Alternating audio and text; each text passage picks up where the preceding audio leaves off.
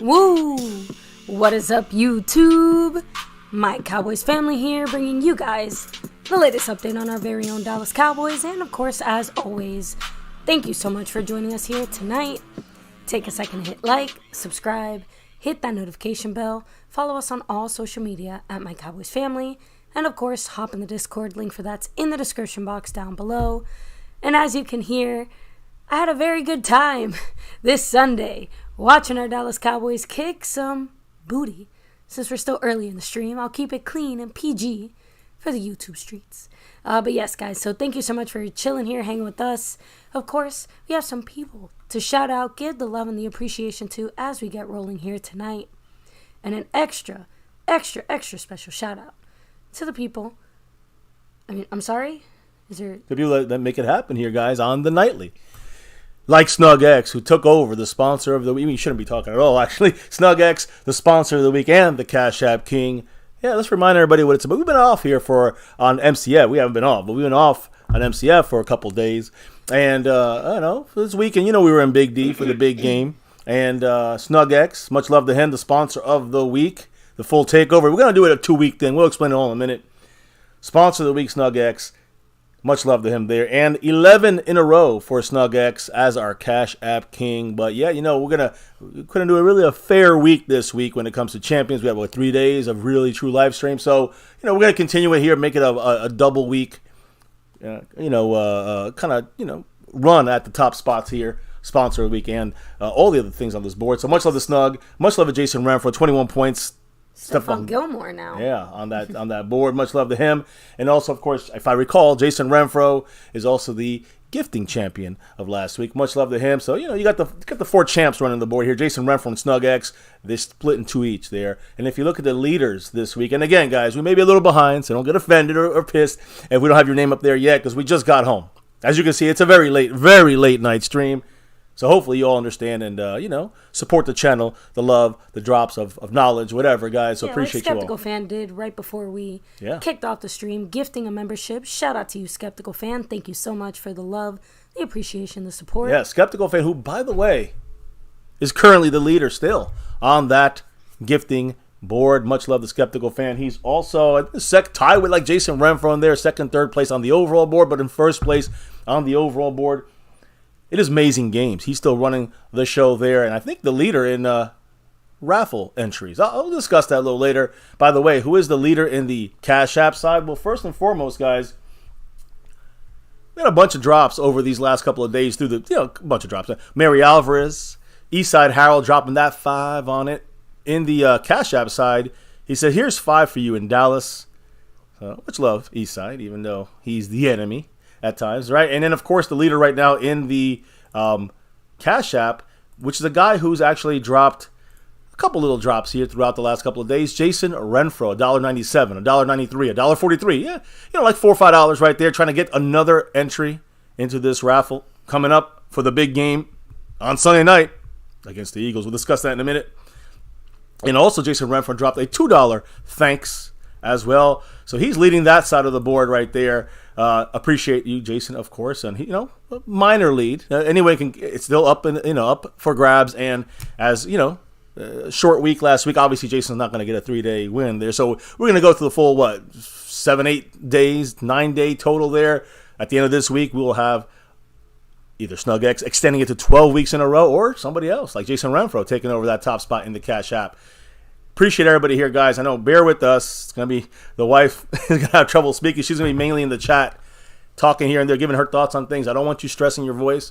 So, make sure we keep that as best as possible. We want to make sure we've been not doing this for almost a week. So we want to make sure we're back at it and hopefully say hi to everybody in the chat and see what you're all up to. Yeah, I'm still going to do the shout outs here in the chat. Of course, giving the love, the appreciation. Yeah, but first, let's make sure we let everybody know how they can show the love here. We've been showing the love with our tours and our AT&T tours and Star Tours and football. Having a talk with the Cowboys themselves, the team in the locker room. We saw them, we met them, we said, hey, you got to beat the Rams and you got to beat the Eagles and you got to keep winning and you got to get that 6 and beyond. Sounds like they heard us. Every time we're in Dallas, we score 43 points every single time. So I think we need to go all the Cowboy games from now on so we can represent that 4-3 43 points and get those big wins. So anyways, either way, appreciate everybody here, guys. Hit that like, subscribe, notification bell. And those love and support. I mean, we won't be able to do this as much as and often as we do without the love and support from you guys. So outside of the super chats, outside of the gifting memberships, you just saw a Skeptical Fan, or if you just jump in the membership, which we've been away from this, so the memberships, man, we've dropped. it's going down. We got like 40 people in the membership. So again, much love to everybody who is in that and gifting it, and those are the ways you can help the channel. Of course, I just said Jason Renfro, $2 thanks. So appreciate that as well. And there's 4 other ways in the Cash App side. The SnugX, Jason Renfro competition going on right now in the Cash App. Well, there's 4 ways, like the Cash App, $ MyCowboysFamily, Venmo at my-Cowboys-Family, PayPal, MyCowboysFamily at gmail.com. And, you want to put your message on the screen just like a super chat. The Streamlabs drop through there, guys. I appreciate all you guys on that side of things, on all sides of things. And, hey, we talk about those memberships, whether it's in the Navy Blue, Silver 2, Star level, or the Over Everything level, the special newest level here on MCF.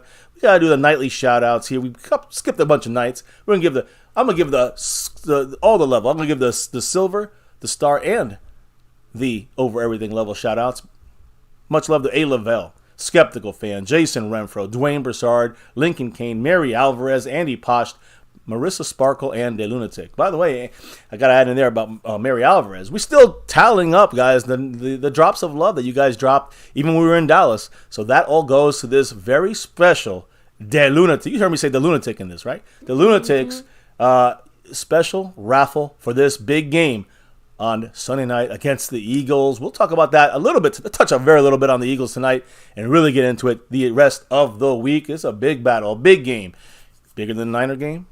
Yes, in my opinion, it is. Now, we'll get to that here, but first, maybe let's tell them how they can get into this raffle. As you can see here, the Lunatics double jersey raffle. What does that mean, double jersey raffle? It means there's 2 jerseys available, sewn and stitched, authentic like. I mean, if you watch any of our videos, we're always repping these fantastic jerseys. I mean, damn, we were in Dallas, and Aaron was loving our jerseys. And, of course, we're like, yeah, we won them on NCF. So, again, guys, 2 winners. Each winner will get a sewn and stitched jersey, not the one we give you, not the guy we want to give you, the one you go. Your choice, player, style, size, whatever you want, as long as it's available, we got you. And of course, it doesn't necessarily have to be a Dallas Cowboy jersey, but of course, we highly encourage it. Any team, any sport. Cowboy Mosh, the man. Much love to him. By the way, how do you get in this thing? You put in $10, plain and simple. $10, you get a raffle entry. You're in. If you got a raffle entry and you're in the membership, you get another raffle entry, a bonus raffle entry. And if you want to keep adding and heightening your chances to win one of these jerseys, unlimited entries this time, guys. You can drop, you can get 10 raffle entries if you want, and it's going to really up your chance to win one of these jerseys. So, again, appreciate everybody who's in it right now. There's not many people in it. We had a half week last week, a 3-day week, 2-day week. But, of course, we still tallying those from last week, tallying them into this week, and we'll see who's going to win each jersey here from the Lunatic Sunday Night Football against the Eagles. I can't wait. And you see the man, CeeDee Lamb? Oh, I told you guys early in the week, last week, he was a key in this game. I told you Ferguson was going to be a key in this game on offense. If McCarthy can attack down the field, we're going to see a much better offense. Case closed, guys. I made my point on that. So, on that note, guys, the Lunatic, much love. And Brandon James Shea in the house. Shout out to you, Brandon. Thank you for joining up into the Navy Blue. He just jumped right in. Didn't need no gifting there, even though Skeptical Fan gifted it. Who got the gifted? Montana. Chalked Montana 808 in the house. Much love. He's in there, but now Brandon James Shea said, I'm coming in there, and I'm repping it. So, much love to Brandon James, repping that star over everything here. And, again, he's right now halfway to his first raffle entry. And, again, he's in the membership. So, if he gets up to $10 for the week, or the 2 weeks, I guess, you're automatically getting that one entry for the $10 and a bonus entry because he's in the membership. See how it works? It's pretty simple. Right now, Brandon has no entries as of this moment. That's got to keep it fair across the board, right? So, again, much love to Brandon. Much love to Skeptical as he's adding more raffle entries to his number as well. So, appreciate you guys. I also think you have to check the Cash App, maybe. While you go ahead and do that. Yeah, it's time for the shout-outs, I think. Let me go ahead and do the shout-outs here. Let's hear it. Popeye Peach 187, what's up? Let me see. And by the way, Jerry, he is not a fan of trades right now. Let's just say that. Roland Rodriguez, much love to you. Thomas Garrett, the superior. Hey, Garrett, he was at the yes, game, by the way. he just said it with us. He's like, oh, it's freezing. Guys, why was it so cold in Dallas this weekend? It was hot as hell. Shit. It was hot as hell until Friday we were until burning. Saturday. And then Saturday and Sunday we were freezing. So, that Midwestern weather definitely hit us. We got Nothing in the cash app, by the way. Okay, so Eric Wallace, what's up? Much love. Of course, Brandon James Shea and Corey Hicks. We're not going to give Jerry a single red cent that we have to. And we go through our man Mosh. Yeah, again, guys, that's another way if you want to show your distaste for some of Jerry Jones's abilities to make trades or the way he moves with his team. Well, fuck, don't give him your hard-earned cash. Make sure you go over to Cowboy Mosh, get your jersey from him, or try to win one right here. That's another way of not going through the Cowboys, empire in the sense of Jerry Jones's empire, I guess you can say. You go through the actual fan base empire, And we actually have quite the strongly worded email we have to write after our AT&T Stadium tour. Yeah. Especially if you guys saw some of it, because the Star Tour, freaking fantastic. 11 out of 10. Awesome experience. Can't wait to see how it continues to go there. But the AT&T tour was a little disappointing for a few different reasons. We'll get to that all the way. A lot of people liked it. A lot of people liked the tour we showed. They liked the old guy there, Mr. West, doing his thing, giving the history. But he gave so much of a history, we didn't get to see the locker rooms. He locked us out of the locker rooms. You guys saw it if you watched the stream. Also on the field for 5 minutes. They told us not to run it on it anymore. What the fuck? So that was kind of disappointing. But if you watch the stream, go watch if you haven't seen it. You can see why we were a little disappointed with the extra long tour by old man Mr. West there. But hey, respect to him. I know he's repping that star for, unfortunately, 27 years since he's been working there, which is, of course, maybe he's rowdy. Maybe he's in the costume and rowdy, because him and rowdy are the only things that are 27 years. And along with, unfortunately, our drought in the NFC Conference Championship games and, of course, Super Bowl. Oh, and we got Amazing Games stepping in saying, I want another raffle entry. Our leader on the raffle entry situations right now. I think he's got 4, plus does he have a membership as well? So that's 5 raffle entries leading everyone currently trying to solidify one of those 2 jersey raffles, or at least upping his chances. Much love, West Coast style Amazing Games. What did he have to say? My MCF.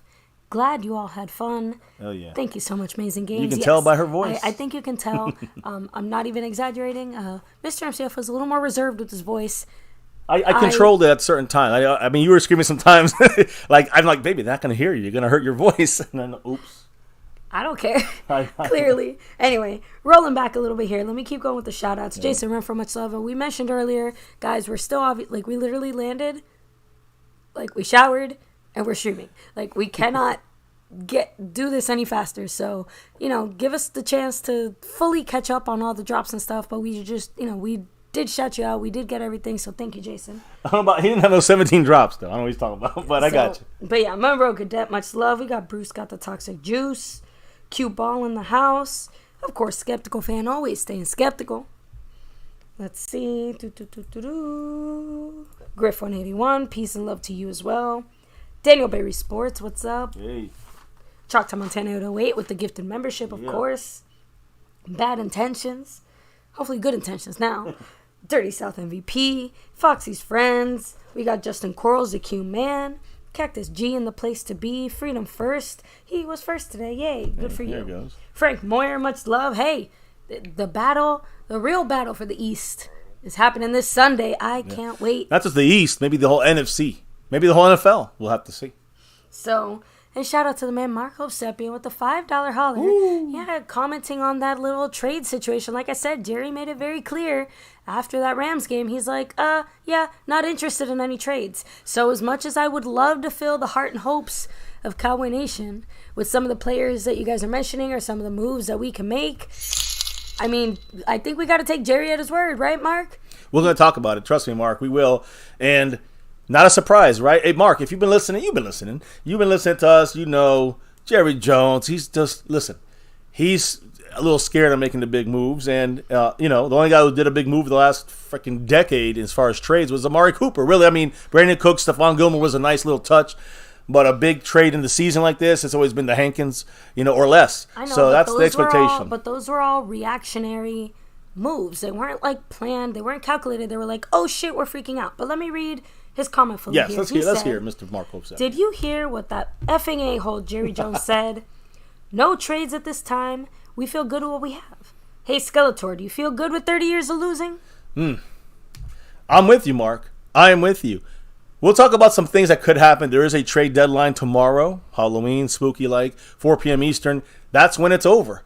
Do not expect the Cowboys to make any big moves, but we'll discuss the possibilities. We got a lot to talk about, but we were at the game. We didn't have time to get quotes. We didn't have time to get, shitloads of information when it comes to, leading up to that game. And we did. Of course, we knew our stuff. We talked about it last week. But we let it play out while we were in Dallas, and you guys hopefully came along for the ride to the trip to Big D with us. And now we get back on track. You're gonna see, I think, the Cowboys' reasoning for not dipping into that trade situation. But look, hey, by the way, Marco Sepien with that 5 on it knocks Jason Renfro with the amazing games and the Jason Renfro drop. I mean, with the Marco, he's down to 5 points. Jason Renfro. That's right.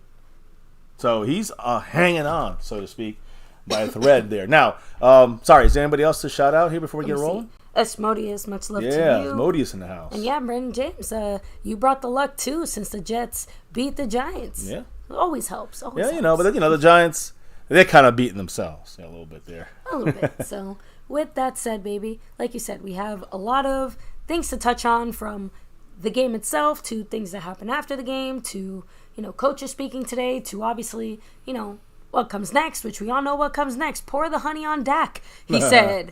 He wants to. Again, I didn't read the quotes or anything. I know you have more stuff on that. We're not gonna dive too deep into that, but I know you might have to jump in and kind of throw in your 2 cents on some things. I'm gonna do most of the talking tonight, baby. Teamwork. Sorry, yeah. First teamwork thing. Yeah, it's not. So let's get it rolling here, guys. I helped our Cowboys win. Yeah. Remember yes, that. her screaming helped them, throw some errant passes there from Stafford. Hey, 4 hours nonstop. Listen, guys, as expected, by the way, NFL news. We're starting off here. MRI confirmed Vikings quarterback Kirk Cousins torn Achilles. We said this actually, we were walking out of the stadium, and that kind of happened. He's out for the season. Kirk Cousins, the Vikings season seems like it's hanging by a thread. Now, what about some moves out there? Not trades, but free agent moves by other teams, not us, of course. Veteran running back Leonard Fournette, you can say he was an option. I said, not a bad pickup for cheap if you get him on this roster as a, kind of like the big body, the short yardage guy. Leonard Fournette's going to go. He passed his physical. He's signing with the Bills to their practice squad. That option gone. Then you have a trade. The Giants, the Eagles, they all traded today. The NFC East went crazy, right? Today, the Giants sent veteran star defensive lineman, interior defensive tackle Leonard Williams to the Seattle Seahawks for a 2024 second-round pick and a 2025 fifth-round pick. Fifth-round pick, all right, I expect that. 2024 second-round pick, by the way, it seems like it's a bad deal for the Seahawks because they still got to pay his contract, right? Well, not really. The money details, guys, the Giants are taking. That's why they gave up Seattle gave up a second-round pick, because the Giants are taking the prorated portion of Leonard Williams' salary left to be earned, which is about $10 million, which means taking it from, the base salary, $1.165, which gives basically about $8.8 to $9.35 million is going to be charged, you can say, to the Seahawks, and the rest of it, another $10 million, is going to go to the Giants, because they split that up and only paying $8 million or so, $9 million for Leonard Williams this year. The Giants got a second-round pick on top of the, they got a second round on top of the fifth-round pick that they got as well. By the way, we will see the Giants in a couple of weeks, and then a couple weeks after that, a week after Thanksgiving, the Seahawks. Just showing both sides of the coin there, baby. Now, do my eyes deceive me, or do we have a new stream? We have a takeover here by the man from Hawaii, Big H. Mark Hovsepian in the house. What did he have to say with that 5 on it? Jerry Jones is a dick. Boom. Not a surprise. Hey, if you heard me doing the video of DeMarcus Ware's induction to the Ring of Honor, Jerry Jones done fucked up again. Yeah, you got a guy who's got Alzheimer's up there, it seems like, talking about DeMarcus Lawrence. DeMarcus Ware is such a class act because he was so gracious about it. And just took it so with the flow, like he corrected Jerry. He's like it's Ware. Like you can see him. You see our video, guys. You seen it already. He says it's DeMarcus Ware, and Jerry Jones kind of went into a sentence and said, wait, DeMarcus Ware. Yes, there it is. He wants to see DeMarcus Ware with another side of DeMarcus Lawrence. That's what he acted like he was just playing it off. Like he was so excited about our team now. He wanted to see DeMarcus Ware and DeMarcus Lawrence out there on each edge. The truth is, my issue with Jerry Jones, and I'm going to touch on this only because Marcus is saying it now. Yeah, Jerry Jones, I don't know about it. He's definitely arrogant. He's an asshole. He's all these things. But the biggest thing about it is that forget all the hate. Jerry Jones is sitting there saying, like, I make the calls here. Steven brings me some stuff. I still make the actual move. After Jimmy Johnson and Jerry Jones split ways in the 90s, Jerry Jones took over the entire GMing portion of things. It was Jimmy Johnson doing that before that. So Jerry Jones taking over the GMing, he wants it to be him, right? So the last 20, again, we won a Super Bowl in there, but that's 30 years without Jimmy Johnson. What happened? Well, Jerry Jones wants credit. So Jerry Jones is running this team into the ground in a way. That's why I'm saying we have to overcome the front office. I've been saying that since we've been starting here in MCF, and I've been doing it before MCF, saying this. But Jerry Jones, he currently right now does not seem fit to be making decisions on our Dallas Cowboys. I don't know if other people are making it for him. I doubt it. But Jerry Jones, he's making these moves. He's the one that's going to, in the end, still makes the final decision on things. And he's the guy that can't remember DeMarcus Ware's name, standing right next to him for this big event. That wasn't just in an interview. This is a fucking Ring of Honor thing that he's been practicing. So that's an issue when I see our owner making mistakes like that, and he's also running this team. That's why we're a bumbling clown show sometimes, because of Jerry Jones. And again, it's just getting worse and worse, it seems, every year. Yeah, and it's one thing to, like, call your kid the dog's name or something. It's another thing to do it like on stage on the graduation ceremony or something. You get what I mean? Like, that's the equivalent of what Jerry Jones did. So, you know, maybe just double check the name on the plaque, on the wall, on the stadium. Just practice a little bit, Jerry. Just do a little more effort. Give a little more effort, not just on DeMarcus Ware's name, but on the Cowboy team. Get the trophy, get the Super Bowl wins, and stop worrying about the goddamn competitive money you want to make. That's all we're saying here as Cowboy fans. I guess the thing that surprised me as well a little bit about Jerry's comment about trades is, I mean, you guys pointed it out. We have quite the chip right now with Trey Lance. Doesn't mean we want to give it away. Just saying that, you know, obviously after the quarterback situations, there's probably a few teams that are maybe interested. So, yeah, I mean, the thing is, I mean, I tell you one thing, baby. I know Trey Lance, all that stuff. The Vikings kind of say, well, maybe people are making jokes, not really real shit. I'm saying making jokes that maybe the Cowboys will talk to the Vikings and we'll get something from the Vikings for Trey Lance. So fuck all that shit. I think Jerry Jones wants to keep Trey Lance here because he wants it to be a Jerry Jones move. I agree. That's the issue. I agree. But it's more about just the fact that I'm surprised that Jerry is even like shutting that down for now. Jerry seems like the type to pick up the phone just to tell them no. You know what I mean? So. Yeah, I guess. But to me, it's more Jerry Jones' arrogance is bigger than telling someone no. It's like it's more about, hey, I got Trey Lance, you want him, and you ain't getting him because it's my move. I made it. You know what I'm saying? That's what I always get the feeling with Jerry Jones. And, hey, he never does anything to dispel that theory of mine. So who knows? Who knows? Look. Back to you, baby. Yeah, let's get it rolling here. Let's keep it going. And NFL news, of course, the Eagles also made a trade today. The Eagles sending defensive lineman Contavious Street in a 2025 7th-round pick to the Atlanta Falcons in exchange for a 2024 6th-round pick. So they basically just switched, 2024 6th-rounder for a 2025 7th-rounder. And, of course, the Falcons are also getting Contavious Street. Now, Atlanta has been looking for defensive line help since Grady Jarrett suffered a torn ACL.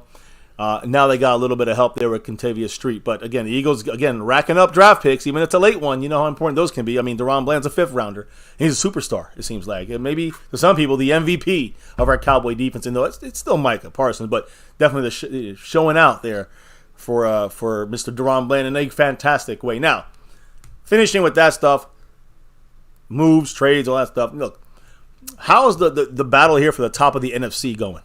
Because right now the Niners, as we know, lost, took a big L, another L, 3 in a row. After George Kittle showed off his dumb T-shirt about fuck Dallas, fuck the Niners. They're 0-3 the last 3 weeks, so they're sucking it hard. Brock Purdy, of course, came off that concussion. They rushed him back. He played. And he banged his head against the freaking turf, the back of his head. He looked a little wobbly. He grabbed his head strongly, suggesting that he had some kind of concussion again, back-to-back. Ouch. Again, it was the end of the game. They had a bye. We have a bye week. They're going to pretend nothing's happened. So keep an eye on that Brock Purdy situation, but a terrible idea to probably play him 6 days after a concussion. By the way, since the wins against the Cowboys, the Cardinals and the Niners combined for an 0-8 record. Yeah. I mean, the Cardinals went 0-5 after beating our ass, and the Niners went 0-3 after beating our ass. So right now, should we let the Eagles win so they can lose out? No, I'm just joking. just saying, in that sense, guys, I mean, the Eagles have done all their winning. it seems like we've beat up these teams when we lose to them. I don't know. Maybe they get overconfident when they beat us. Who knows? Shout out to Jason Renfro with the $1 holler. Thank you so much. Yeah. Go Cowboys. Mark to 99 points on the stream boss. Jason Renfro, much love, much appreciation. And I'll make sure I get all the numbers tallied up properly tomorrow. I just know Amazing Games got an even number. So I know he's at 4 plus his 4 raffle entries plus the membership raffle entry. So, hey, you know what? He's at 5. He's the leader of the pack right now. He's the leader of the board. But Jason Renfro is right there in second place. And there's a couple other people like Skeptical, Mark, Hope Sepian that are running up closer and closer and closer. So, now that's again, much love, Jason Renfro. Appreciate you. Hey, by the way, the Texas Rangers won today, right? Mm-hmm. Hell yeah, 3-1. Actually, every single Dallas team won today. The Mavericks won, the Stars won, and we won the Rangers yesterday. Won, the Cowboys won. Like the last 24 hours have been a very good day for the city of Dallas. Yeah, Dallas been repping that star over everything in every single way. I'm actually going to stop you here because I know Mark Sepian's $5 holler is about to hit us. I want to shout out his comment right. here. I didn't see that one, but much love to Mark. You know what he said? I know he dropped that 5 on it. I wonder if he's saving that $24 million in case Dak really starts to suck or ask for dumbass money. He has the money to pay him and say bye. The New York defensive tackle was a bargain. Mark, I can 1,000% guarantee you right now, the last thing Jerry's thinking of is giving Dak the boot. Huh. Absolutely the last thing he's thinking of right now. He wants to find a reason to keep Dak Prescott, right? Yeah, like remember, this is like a relationship where both sides, it doesn't matter how much they love or hate each other, they're both committed to sticking it out. And honestly, right now, the way that our offense is trending and the way the team is trending overall, again, Jerry Jones is not going to mess with the consistency of the team. And I'm going to remind everybody, Dak might have his bad moments, but he has not sucked bad enough to get himself off of this team. I'm just being real. I think he would have to start playing really shitty for an extended period of time, not just sometimes having up and down performances. No. We're talking extended periods of shitty play. We're going to... just laying it out. Trust me. I don't know about the money when it comes to Jerry Jones, what his crazy little Jerry Jones plans are, but I'm telling you one thing. And take it easy, Amazing Games. Good yes, night. Amazing Games in the lead on top of everything here. We're as of now, and the leader on the membership raffle. On the jersey raffle side of things. Much love, Amazing Games, and we'll see you soon. So I just want to say that we're going to touch on this a little bit more when it comes to Dak's play yesterday. But I'm going to say this: the situation with Dak Prescott. Like you said, I agree with you, but he had to suck for a consistent period of time. Look at the first 6 games of the Cowboys, season, and how the offense kind of limited. And take a look at this Rams game we went to, and how the offense opened up. Forget about the defense and they suck. It's not about that. We were there. We saw it. I saw it. And I will ask your questions later. But when you allow this team to get a little more, not crazy aggressive in the sense of the stupid aggressive. I think you got Aaron Rodgers there. No, not that shit that Kellen Moore did. Like if you watched what was that movie with Robert Downey Jr. and Ben Stiller, you don't go full No, not that one. Sorry. Yeah, I was thinking of Tropic Thunder for a That's second. it. Oh, is it? There you go. So, Tropic Thunder. Yeah, you don't go full Reed. You don't go full Kellen Moore. You never go full. You cannot ever go full Kellen Moore. But you go a little Kellen Moore. You never go full Kellen Moore. And I think that's what McCarthy maybe found something there, because I've been saying this, right? Have I been saying this for the last 2 weeks in our bye week? I said McCarthy has to come up with something and get this offense moving. Finally did it. We would not have scored as many points of offense against the Rams if it wasn't for a more aggressive offensive game plan. I don't have any worries about Dak Prescott when he's allowed to be Dak Prescott. I don't have any worries of CeeDee Lamb, Pollard, Ferguson, the offensive line, blah, blah, blah, blah, blah. All these other guys. I don't have a problem with any of these guys if you are aggressive and attacking, but not crazy, overboard, Kellen Moore stupidity. Like throwing the ball when you're up by 20, that's stupid. So again, to me, McCarthy found something over these last 2 weeks. I was saying this will be the only thing that can help our season kind of go forward. And at least it gives a little more hope that maybe we've found something on offense. We're going to talk about it. Yeah, we're going to talk about the details to that. One of the moments I have to interject, though, because it's not just McCarthy. Dak Prescott himself said it in a post-game interview.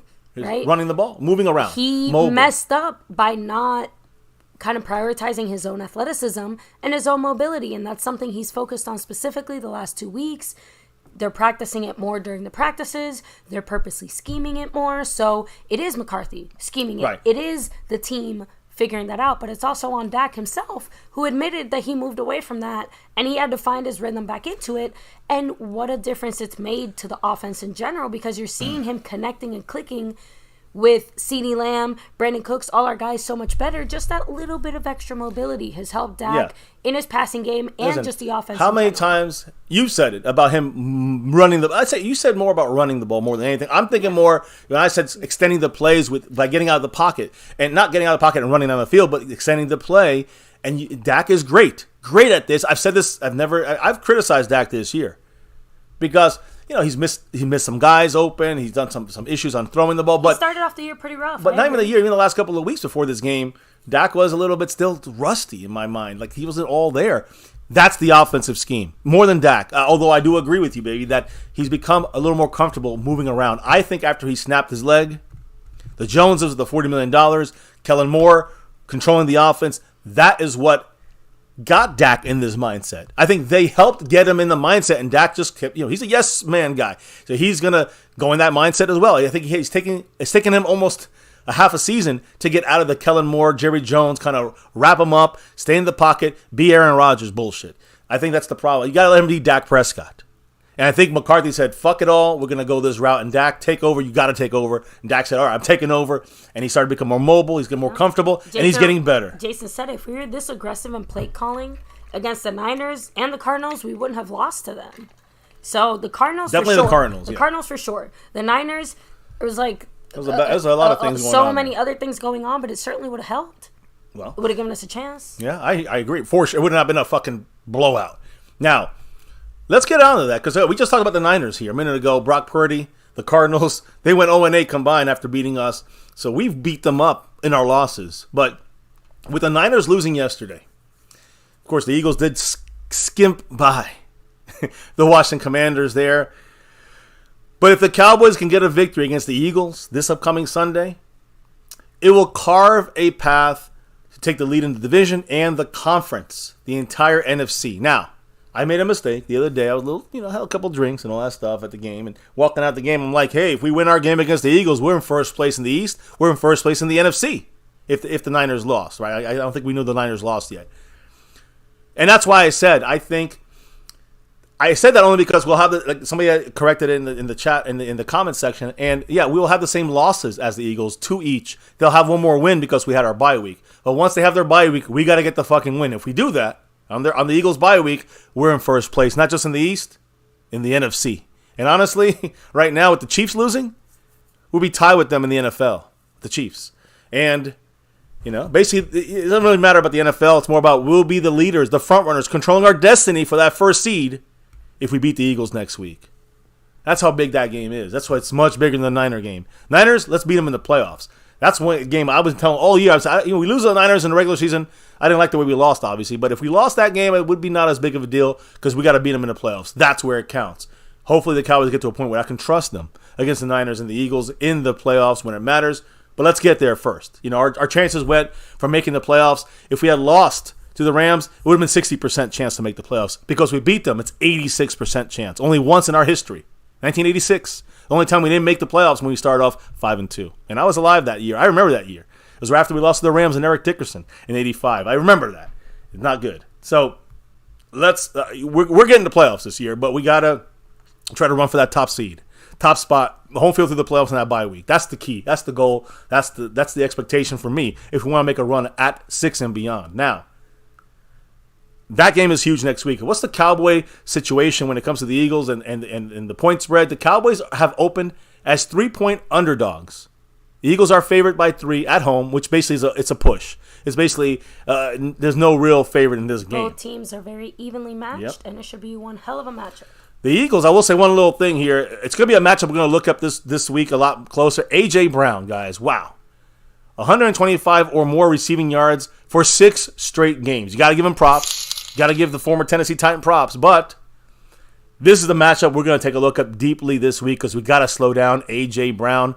And it's going to be a test, but we got the guys to do it. Guys named Deron Bland, Gilmore, a couple others in there, along with the pass rush on Jalen Hurts. We got to bring the pain. You know what I mean? So we'll talk about that later in the week. I just wanted to touch on that as we touch on what the man Marco Seppian said as he's powered up to 100 points on the Stream Boss, and he drops that 5 on it. Again, he's just racking in. I think he's got almost 3 raffle entries. He's like 1 or 2 away from another raffle entry, and he's, I think, currently in second place on the board. I got to make sure I make that switch from Marco Seppian. What did he say with that $5 holler? We played the 18th ranked defense. Correct. Their offense has put up big numbers on lame teams like the Colts, and they've been okay otherwise. So let's keep this win in perspective. Agree. But let me say something, Mark. I want to make sure I say something here, Mark. That's something that I know you didn't see on the TV screen. Yeah, I know you're going to say it for me. So I don't want you to strain your voice. We're on the same page here. Mark, my man, I want Mark to give me his impression on things. Listen, I'm definitely keeping this in perspective. We talked about this early in the week. The Rams secondary, horrendous. Linebackers are not good in coverage against tight ends. I mean, those 2 things we saw with CeeDee Lamb, Brandon Cooks, and Jake Ferguson. So we attacked it properly, we won. But the key is, here's the thing, Mark. It's not just the pick 6 by DeRon Bland. It's not just the block punt and safety. It's not just even the 43-20 final score. Right. Oh, that helps. It is the way I watch it from up above, guys. It's like I was a camera in the sky watching, and I was watching the way the routes were being run. We're not running these little quick slants. We're not running these little hitches and these predictable routes for quick passes from Dak. No. Why do you think Dak got sacked 3 out of 4 plays to start off that game? Because we needed an extra second. Mike McCarthy is going from quick throws to a little bit longer of a throw. Let these plays develop a little longer, not Kellen Moore style, but let them go a little longer. And these offensive linemen had to block. Chuma Doga had some issues in the beginning, and then we got it together. But again, Mark, here's the thing you got to remember. And again, I'm definitely keeping it in perspective. I still need to see more from this team. It starts with the Eagles next week, but I'm telling you, what I saw from above there, when I saw the All-22s in the other 6 games this year, it is like a different offensive scheme. I don't even care who the players. I don't care who the players are. I don't care Dak. I don't care about any of the receivers. I don't care about that. I don't care about the offensive linemen. I watch these plays from above, and I'm telling you from first-person perspective here, throughout a game for 3 hours straight, the Cowboy routes that were run were aggressive. They were attacking. They were not, Dak didn't see anybody, deep a couple of times, a longer play. He extended the play, dumped it down to CeeDee Lamb for 3 yards. Okay, we're cool with that. That's when you use that play. That's when you get it down to 3-yard CD, 3-yard Michael Gallup, 4-yard Rico Dowdle, some shit. That's cool with me. But don't just do that the whole goddamn game. And we know Dak can, I said this to you guys all year. I know Dak can do more than just the dump downs. We've seen it for a whole bunch of years with Dak Prescott and the Cowboys. Now, I said we need to be more aggressive. McCarthy has to come up with more aggressive play calling. And guess what, Mark? It was more aggressive. I'm sorry, Mark. I know you might disagree. I want to know what Mark thinks. But, baby, you know this. You saw it. When you saw the Cardinal game, the Niner game, again, a good team, a bad team, 2 losses. Heck, even against some of our wins. Yeah. The Jets, the Giants. Take a look at the offense and how vanilla it was. Again, this game was nothing vanilla. Now, I'm not saying we would score 43 against the Niners with this offense or against the Eagles. But we ain't scoring 10 or 17 with this offense I saw. Now, we'll probably score, 28, 31 maybe against a better team. But at least we got an offensive oomph. We got an offensive attack here. Not an offensive, hey, let's just pass it here for 2 yards and 3 yards and punt. Fuck that. No, it's changed. And I think McCarthy did this over the 2 weeks. Over the 2 weeks, he added some stuff or expanded some stuff to make this a little more aggressive of an offensive attack. Again, I can't give all the credit to McCarthy. No, I know, but baby. You weren't going to. No, I'm sorry. I'll stop. Dak didn't make the calls. Thank you. I didn't say that either. The reason I say that, though, is because, like I said, it feels like more of a collaborative effort because of the fact that, again, McCarthy can scheme all the run plays for Dak he wants, but if Dak is not in an athletic situation or being athletic or whatever, moving the way he needs to, it's not going to look the same way.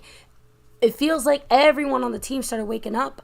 I'm seeing better routes run by our receivers. I'm seeing them trying to force that separation a little more. I'm seeing a little bit more consistency from our tight ends. I'm seeing some of the best blocking from all of our guys all around. Like, holy crap, Tony Pollard was blocking out there like freaking Pro Bowler Ezekiel Elliott. So Rico, Tony. Even outside of that, I'm going to highlight the one thing that really stood out to me the most too, which was Brandon Cooks, because Dak mentioned it. Brandon Cooks, as the game progressed, he felt the matchup and he said, hold up. He went to McCarthy and said, look, run a stutter route. Let me do a stutter route, go, whatever. A stutter step, yeah, kind of stop and go kind of situation. No. You watch the replay, you can see in our video he did it. Let me do it. I promise you, I got it.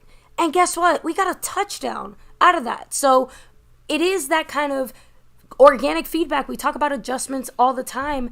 These are the types of adjustments that need to happen and need to be made. So, yeah, it's not just McCarthy or Schottenheimer. Like, or Dak. Right. It's got to be the whole everyone. Team. Exactly. That's a great point. It finally point. feels like everyone is starting to, like, get it. Frame Rippers made an earlier comment saying that, the Cowboys need to realize they got to stop being buddy-buddy with all these teams. They got to really realize everybody really hates them. Being in Dallas, I understand it so much more now. They are worshipped. They are worshipped in Dallas. You cannot go anywhere as a Cowboy adjacent anything without feeling the love of Cowboy Nation. So I think it is a little bit surprising still for people to realize just how hated the Cowboys are outside of, Cowboy Nation. So just throwing that out there. Yeah, Sorry for the squeak. Back to you, baby. No, I would say, you said Cowboy. I say Cowboy family. I say Cowboy fan base because the entire fan base is not just, in Dallas. I know. It is all over Earth, Cowboy America, Earth. Yeah, you know what Nation. I mean. It's its own planet. Yeah, its own country. So here's the thing, guys. Great points there about the whole team stepping up and kind of putting their 2 cents in.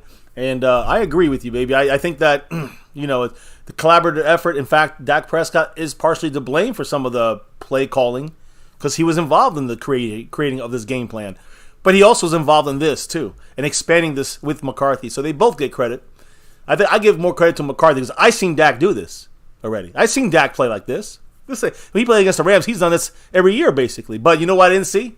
I never seen McCarthy do anything like this until this game against the Rams. Not about the score, not about the other team's effort or whatever, or skill, about the way we were running, the way we ran the plays, the way the plays were called, the strategy of McCarthy, what he tried to do. I saw a little bit better from high above through an entire game.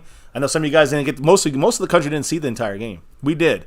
And McCarthy's definitely seems to be more attacked. Now, look, if next week against the Eagles, he starts to dump it down left and right, and we got problems again.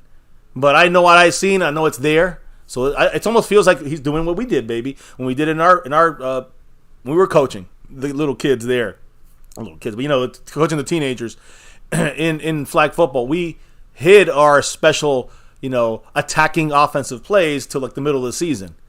So I don't know. Again, this is the bye week. Maybe McCarthy had to bring it out sooner. Maybe he created some stuff to say, let's expand this a little more. Either way, it's the first step of this is a good step after the bye. Now, let's talk about injuries because Stephen Jones spoke about a couple injuries today. Actually, he spoke today about a couple injuries off of this game and even before this game.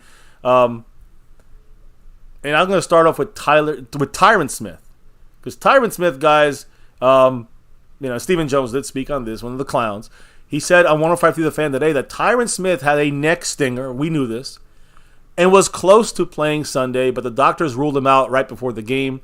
According to Stephen Jones, they're very hopeful. I hate the word hopeful, but they're very hopeful that he can play Sunday at Philadelphia. Tyron Smith with that neck stinger, guys.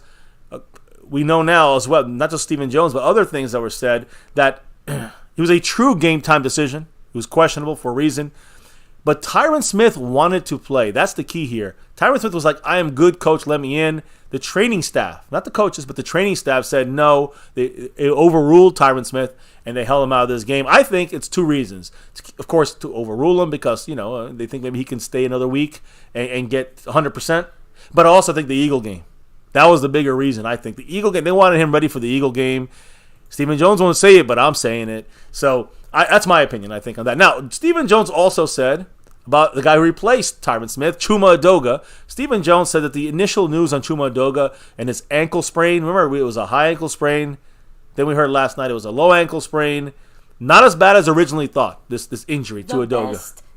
The best news, because even if Tyron is 100% ready to go, he can be out of the game in the middle of the game. Yeah, and outside of that first drive, he actually did a pretty solid job Edoga, until he got hurt. So, again, bumps and bruises there, but nothing our major. Depth is pretty solid at the O-line. Edoga Udoka's not a superstar, of course, but he is a reliable swing tackle who can play multiple positions, including guard. So Udoka is a valuable player in our team, and we want him healthy just in case, even if Tyron Smith plays.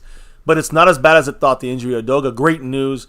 And by the way, Stephen Jones said there's a chance Chuma Udoka is available, is able to play as a backup role on Sunday against the Eagles. So that's great news. That's every day it's getting better on that side of things, right? Could have had coming outside of that. And again, since we were live at the game, we kind of got to see how it went down. Chuma was escorted off. First, it was his knee, trainers. Right? Yeah, at first they kind of were thinking it was his knee. The trainers were like really focusing on his knee. The cart started coming out, and then Chuma and the trainers themselves like waved it off, like no, we're good. And then they just took him back to the locker room. So yeah. Again, now we know more. Now we know a lot more. So Stephen Jones making that comment there about both Tyron Smith and Chuma Udoka. But Chuma Udoka started, like we said, maybe at left tackle in the win over the Rams, stuff for that right ankle injury. It was initially a high ankle sprain. It was ruled. The MRI confirmed today that it is a low ankle sprain. And that's the best news you can get for something like this. In fact, he walked out of AT&T Stadium yesterday under his own power, not wearing a protective boot. I mean, you can't really ask for more, can you? And that's out of that kind of injury, you really cannot ask for more. So, great news there. Now, I also want to say, by the way, it's Cleveland Brown in the house. Also making the jokes. No, we're not back Super Bowl. You got to listen closely, Cleveland Brown. I know you got to hear something. I know you hear what you want sometimes. You got to listen to what I said. I said the Cowboys, with the way they played, they have to continue, going down this route to even be thought of making a true run at this thing, at the Super Bowl. But that's why I say I got to see them not beat the Rams, not even beat the Niners or the Eagles in the regular season. I got to see them beat them in the playoffs. No Super Bowl in my mind until we beat them in the playoffs. So I hope you feel the same way, Mr. Cleveland Brown. I don't want you to get overhyped now. Calm down, Cleveland Brown. Calm down. Now, McCarthy spoke about situations today. He's actually had a little press conference, and he spoke about the injury of Tyron Smith. He said this about the next stinger in Tyron Smith. Quote, I don't see him practicing on Wednesday, but he will probably have a better idea on Thursday. It sounds the Cowboys are going to be very careful with Tyron Smith until game day. He'll probably take that practice on Thursday. Remember, guys, Thursday practice is the strenuous practice. That's the one that's going to be the one that's really judged. They didn't want to give him 2 days of strenuous practice. Of course, Wednesday is kind of a little bit rough. Thursday is the rough one. So they wanted to just save him up for Thursday, get him go full blast. That's my guess. On Thursday, they're going to get a full run of him and practice the full pads, and they'll be good to go. Hopefully, Tyron Smith will be good to go after that Thursday practice. So Thursday night here in MCF, we'll know if Tyron Smith truly has that real chance to play or is just more lip service from the front office. Anyways, that was McCarthy's viewpoint. Now, McCarthy also spoke about the upcoming game against the Eagles. He said, quote, it's still only one game. We need to go in there and win a divisional game. These division games are like a game and a half. Those are your toughest games, and it's a tough game that we need to embrace. The one word he used a lot here in this 2 sentences was tough. Tough Eagles team. No doubt, guys, this is the best team in the league. The Eagles right now, by record, are the best team in the league. Now, we beat them, don't mean we're going to the Super Bowl, but if we beat them in Philly, it means that we have an edge versus them, the Niners, and everyone else in the NFC to try to secure a first-round bye, which is another step towards that ultimate goal. That's it. It's just steps. It's just little steps. So we know the steps that are the most important ones. So, again, Eagle game, McCarthy's focused, but it's a divisional game. They're trying to make it, they're not trying to make it bigger than it was, than it is, in the sense that, it's not the season, but it is an important, very, very important divisional game that can lead to a lot more in the future. Now, I also think that, when it comes to the way, that we spoke about the San Fran game, the Cowboys played into that hype of that game itself, of the hype of the game. But the Cowboys, like Micah Parsons said, we weren't really ready. And no, I'm sorry, not ready. We weren't really taking it personal. Take this shit personal. They all got to take it personal every game against the Rams or against the Niners or against the Eagles. You got to take every game personal. Cowboys are missing that, at least before that Niner game or after that Niner game. Now, hopefully, they wake up because the team has to see everyone's out. Like you said, baby, they all hate us because they ain't us. You got to take it personal against every team. I don't care if they have 0 wins or 50 wins. So, Eagles, we got one of the 50-win kind of teams here. We'll talk about the Eagles more later on this week, tomorrow actually. So, let me get to this portion of things when it comes, before I get breaking down this game real quick, offense, defense, special teams. Let's quickly talk about the trades. All right, so McCarthy actually said something about a trade. With the trade deadline coming around the corner, Mike McCarthy said his focus is developing players in the building. Now, obviously, that from his side, that means we ain't trading. Now, baby, you had said Jerry Jones, Stephen Jones, others said they're not going to make a trade. Don't look like a trade. Yeah, it's not going to happen. Jerry said it in like the excitement of the post game, which kind of makes you think that the Cowboys were waiting to see how this game went before they made any final decisions.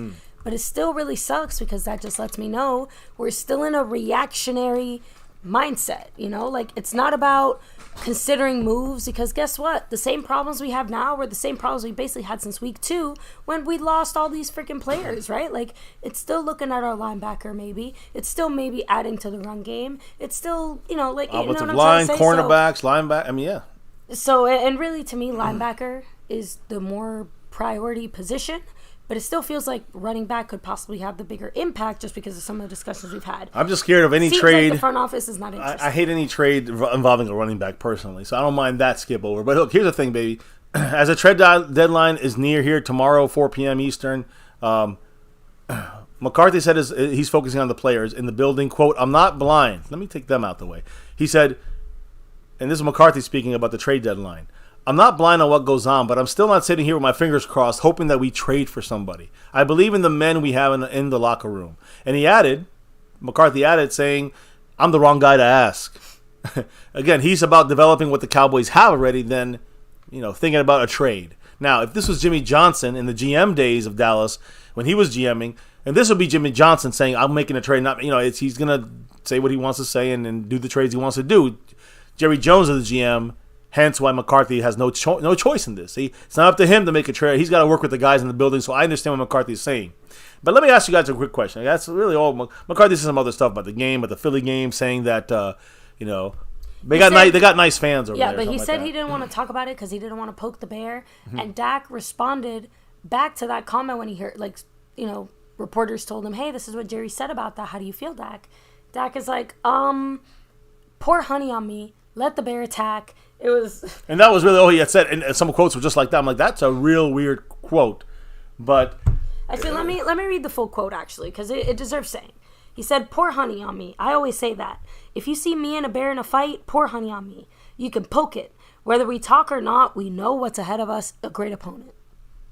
So I like that Dak wasn't scared like Jerry Jones was. Because Jerry Jones sounded scared of the Eagles with that comment. Although I get his whole point of just like, let's just enjoy this win before we start thinking about that. I'm actually cool with Jerry Jones' comment about that this one time. You know why? Because it's not about poking the bear. It's more about I feel like we brought it on to ourselves with the Niner game. We were like talking about how it's a big game, this and that, and they were like, we think about it, we get nightmares about it. Dak said it to Jerry Jones, like how important this was. And they played into the extra hype of it, and we lost focus. The Niners were more ready than we ever could be. I think this time it's just shut your mouth. And I agree with shutting your fucking mouth. Even Dak's comment about some of these things, I thought Dak even spoke too much about this situation. And Jerry Jones, again, I'm glad that he kept his mouth shut as well. Jerry and Dak kind of said, let's not fuck around with this. Let's just focus on the team. Mike McCarthy said divisional game. That's as good as you can get without overhyping it. And I'm good with that. I'm good with that from McCarthy. But let me just quickly talk about the trading situation, because I want to leave it here for you guys to discuss the trade situation here when it comes to this front office and Jerry and Stephen Jones. So, again, nothing said by them. But I want you to address this. I want the chat to address this. I'll be right back, though, guys, in a second. But first, let me bring this up. Any last-second trade news from these two clowns? Nothing really going on, guys. It's not going to happen. But I personally would love to see a guy from the Chicago Bears, a cornerback from the Chicago Bears named Jalen Johnson. I talked about him last week. The Bears supposedly want to sign him to a long-term contract, but they're willing to trade him. And there's 3 teams right now, guys. You look at the Bears, and what they're saying is that he probably won't be moved. He won't be traded. But a lot of people are saying that San Francisco has a lot of interest. The Niners are other big opponent here in the other big foe in the NFC, and then other sources also confirming that not just the Niners looking for Jalen Johnson, but the Bills and the Dallas Cowboys too. Now, I'm not gonna get overhyped about it because that means they picked up the phone and said we're maybe interested. Bye. We'll give you a bag of nuts for him. And I'm telling you that's what's gonna consist of saying, hey, Cowboys are interested, and that ain't interested. But supposedly the Niners, the Bills, the Cowboys all trying to look at this Jalen Johnson as a good deal rookie contract guy who's going to want to get paid. But think about it. Would you want a guy who's playing fantastic as a cornerback, one of the best cover guys in the league right now, a young guy, a future for him in the NFL, another Trayvon Diggs with Bland? That'd be nice. I think we got to think about that would be a nice trade. I think that would be an improvement, not just for now, but for the future.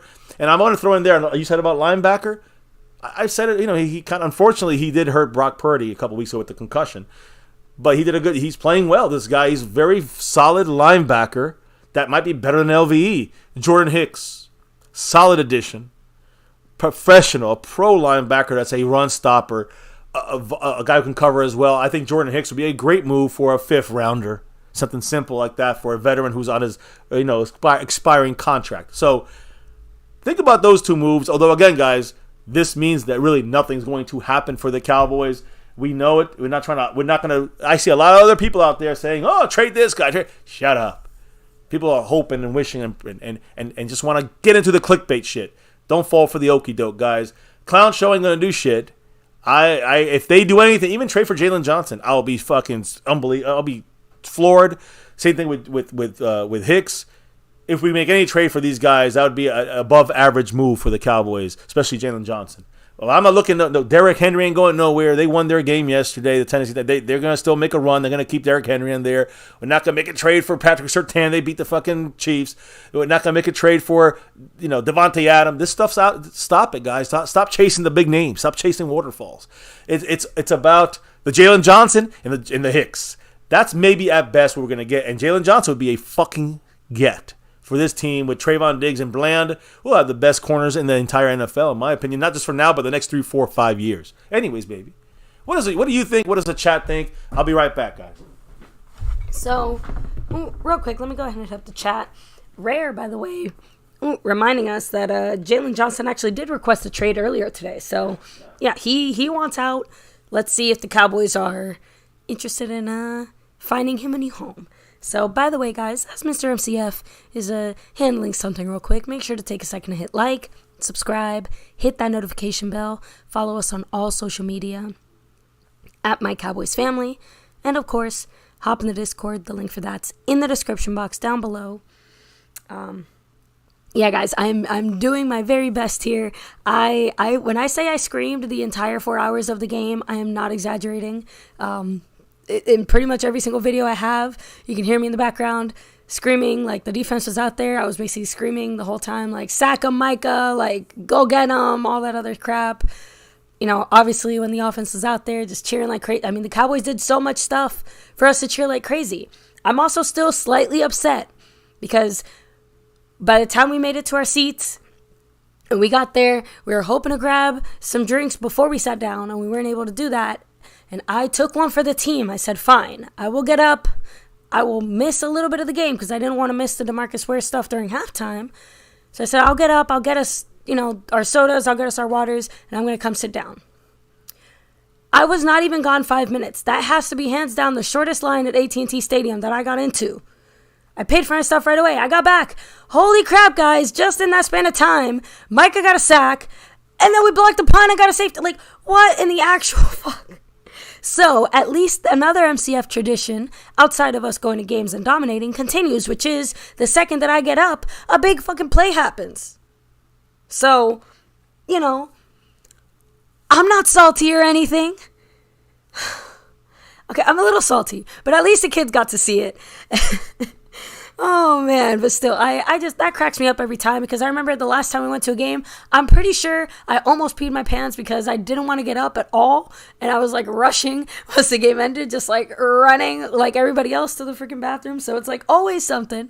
But, yes, guys, I was screaming like crazy. It was honestly a really good time, too, because, depending on where you're sitting, some of the Cowboy fans can be a little lackluster, right? But we're actually in a pretty good section, has some pretty diehard Cowboy fans around us, cheering, going crazy, joking around. We're saying like, oh, we're expecting a flag on every play, and even the Rams fans around us. Like I said, it was very respectful, because Thomas Garrett even said in the chat too, when Chuma went down, I was pleasantly surprised to not hear any kind of shit talk. It was just all concern. Everyone was just really into it. But he pointed out he was from USC, so Rams fans probably had a little more reason to be behind the Chuma situation. So.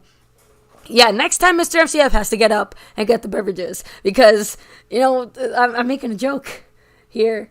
So, like I said, I took one for the team here this time. But you know what? I made it happen. That's all I'm going to say. I made it happen. You're welcome, Cowboy Nation, Cowboy Family. I did it for you. Oh, Thomas Garrett said that's so funny because he missed both of those plays too. You see, that's what I'm saying, Thomas. Like, you guys probably passed each other. We probably did. And no, the wife wanted to do it, guys. I said I'm just saying, I took one for the team on purpose. Yeah, I know, but I'm just saying, she was down to roll out, and figure we're gonna get out of this, get a punt, and get the ball back, and it was a sack, block, punt, safety. I'm tiny, so I'm able to kind of squeeze through, the big crowds of people in a way Mr. MCF is not able to. And of course, it was a kid's first game. We're not gonna send them to stand in line somewhere to go get some water bottles. You know what I mean? So look, I'm only bothered by it because, like I said, it just continues our very long-held tradition here at MCF me making big plays happen. When you go to the bathroom, when you go to the bathroom, when you have to take a break, when you gotta go get something to drink or eat, a big play happens for the Cowboys. I'm gonna start making you leave all the time, coming back and forth. You come back 10 times in the beginning, in the first quarter, the game's over. We won.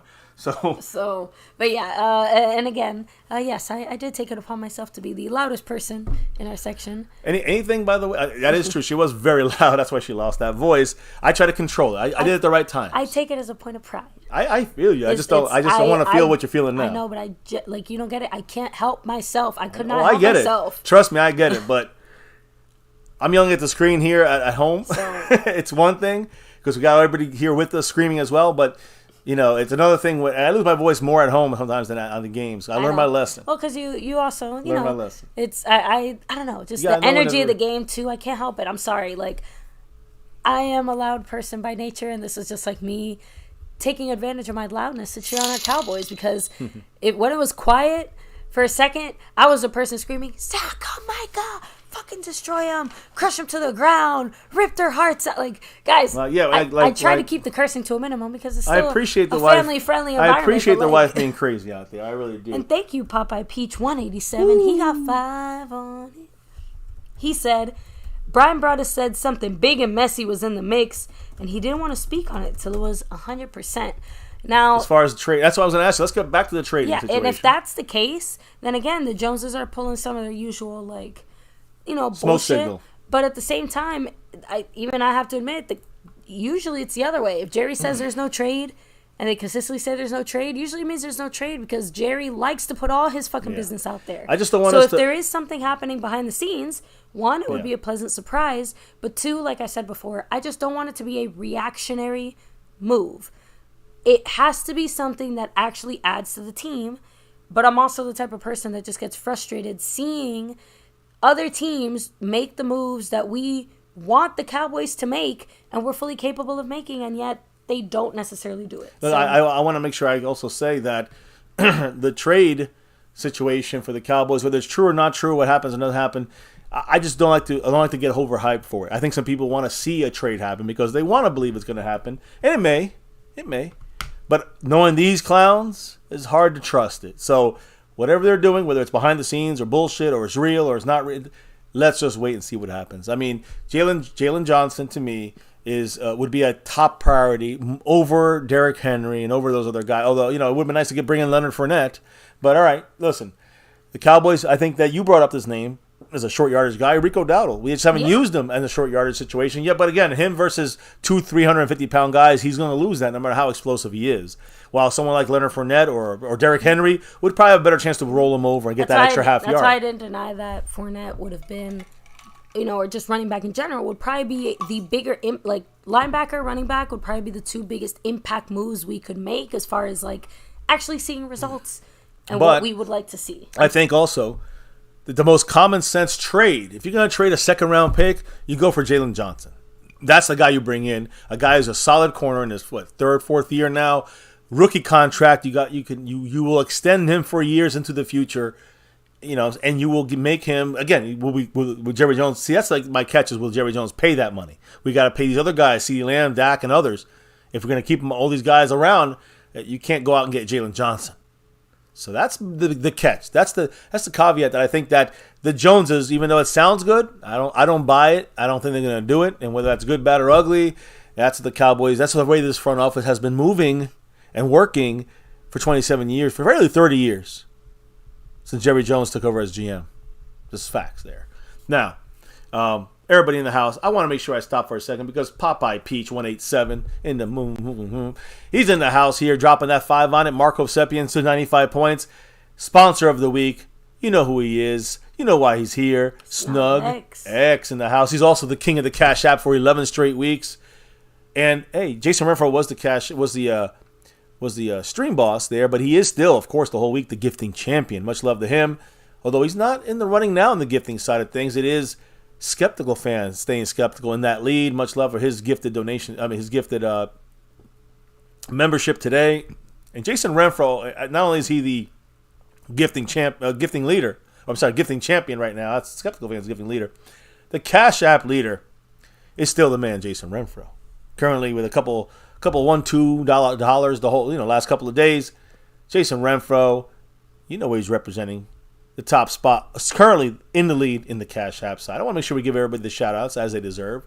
But I also want to give the shout outs, baby, to the overall leader right now, which is the man Amazing Games. And it's a very important week to be the overall leader in this double week, MCF champion week here. Well, because there's another double thing going down, baby. It is the double raffle jersey by De Lunatic. That's right, guys. And remember, how do you enter? Bam, you drop $10, and it is cumulative, right? So every $10, you get an entry. Every additional $10, you keep getting entries. Of course, they stack. And if you are a member, you do get an additional bonus entry, of course. And guys, the jersey, it's your choice. As long as we have the player style and size available, we got you. 2 weeks. This is our second week into this raffle by the Lunatic, the special big-time Eagle game, Sunday Night Football. We're going to do the raffle then at halftime or the end of the game, probably halftime. Got to bring that Cowboy hype. Guys, who wants to try to win yourself a jersey sewn and stitched? Your choice of a jersey. You got 2 winners going to get this. Thank you to the Lunatic making this happen. And $10, you're in. Stackable, like you said, baby. Can't wait. I love to see the winners. And every single person that won these jerseys loved these jerseys. So they're authentic. They're authentic life, I guess you can say, but they're sewn and stitched, the whole 9 yards, and a lot of different players to choose from. New and old, legends, you know how it goes. So good luck to all. And right now, Amazing Games is stacking the most raffle entries currently in the lead there. I kind of have to say a quick little funny story about the jerseys, because my first ever jersey was actually Dan Bailey. That's true. So it was an NFL jersey, too. Yes, it was. An official NFL jersey. I had to keep it stored away because even though we only ever hand wash all of our jerseys, it started peeling and falling apart and coming apart super easily, which was very frustrating considering, I was very much looking forward to repping it, and I didn't even get to wear it that long because Dan freaking Bailey got booted off the team 3 weeks after I got the jersey. Those injuries. So, thanks for that. The point is the reason I say that is just to say that, the quality of the jerseys and stuff like that is really solid, and I'm such a fan of all the different styles and stuff because, I'm a fan of the darker jerseys. I was going to say, the Dan Bailey jersey, just to clarify, I think it was kind of running there, but the Dan Bailey jersey was NFL jersey, and it was peeling off. So these jerseys, never have we ever had a problem. We've been getting these jerseys for 7 years from Mike Mosh, South of Heaven 88, Cowboys Mosh. So your jersey is going to be fantastic, and as long as you don't put it in high heat in your dryer, you're going to be good. It's going to last forever. And like you said, baby, all these styles, all color rush, the throwbacks, the home, whites, or the home navies that we did this week, right? Didn't we see somebody with a Cooper Rush jersey at the game? Right? Somebody had a Cooper Rush jersey at the game. Sorry, I just thought that was kind of funny. Yeah, we're in front of us. I had two rows in front of us. You're right. Yeah, but back to you, baby. Yeah, so just last things about trading here. Micah Parsons. And I don't know if any other trade talk in the chat, but if you get a couple of those up in a minute, and you can throw them out here as we turn the page on the trading situation. Tyler Church threw out there that he thinks that we'll get cornerback Kristen Fulton. Another guy I mentioned as a possibility last week. But all this is just guessing, right, Tyrone Church? I mean, Tyrone Church is guessing. I'm guessing. Your guys are guessing. Everyone's guessing here. The reality is probably not going to make a move. I just don't want anybody to get overhyped. If it happens, then get hyped.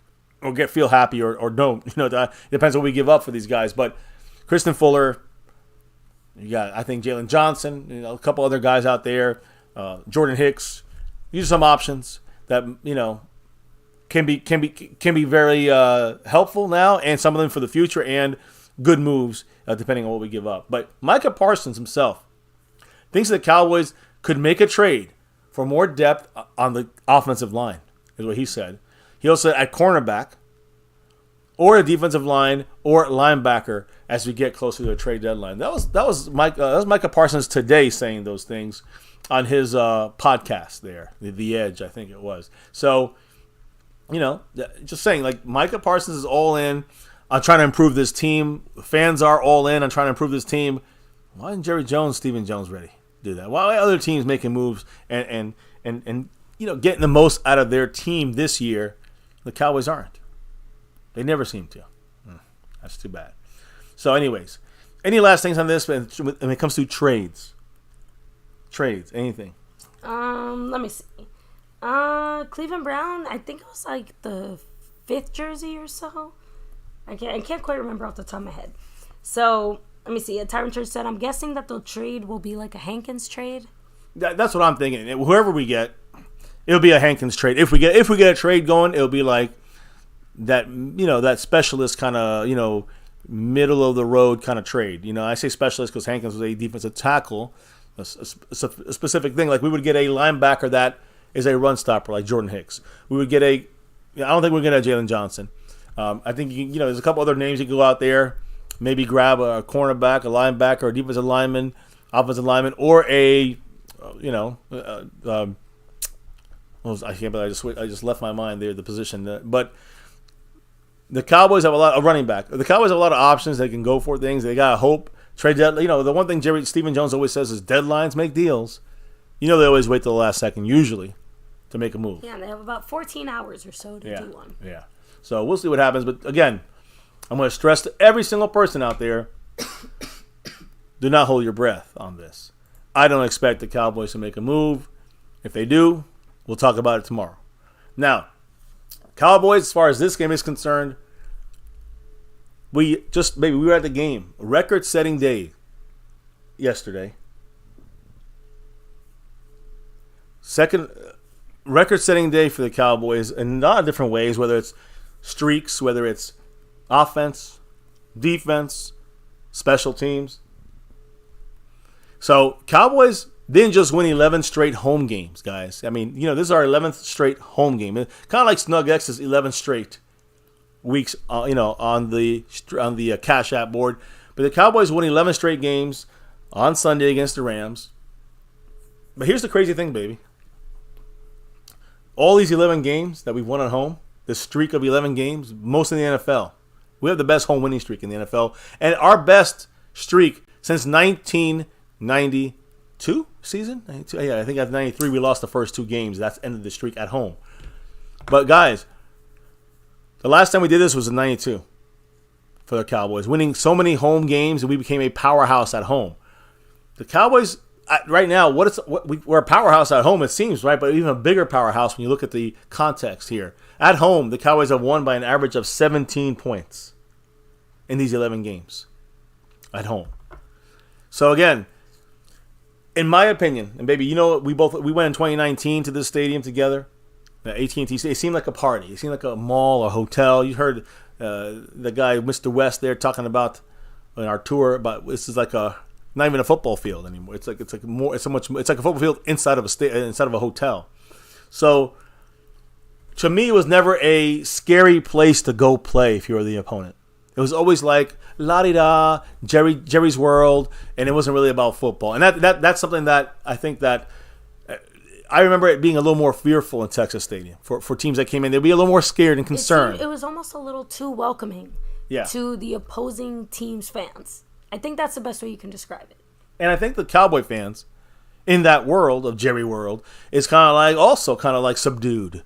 And it's not giving you that. Like in Green Bay, you're freezing your nuts off. You're gonna cheer hard. You're gonna drink. You're gonna love your team. It's different. In Dallas, like, hey, let's put our pinky out and say "Go Cowboys" in a very light tone. No. I think that this needs to become a little more rowdy and get Rowdy out of there, that fucking mascot, and let's get rowdy in a real way. So, look, I don't know if that's what's happening, but I do know that 11 straight wins at home.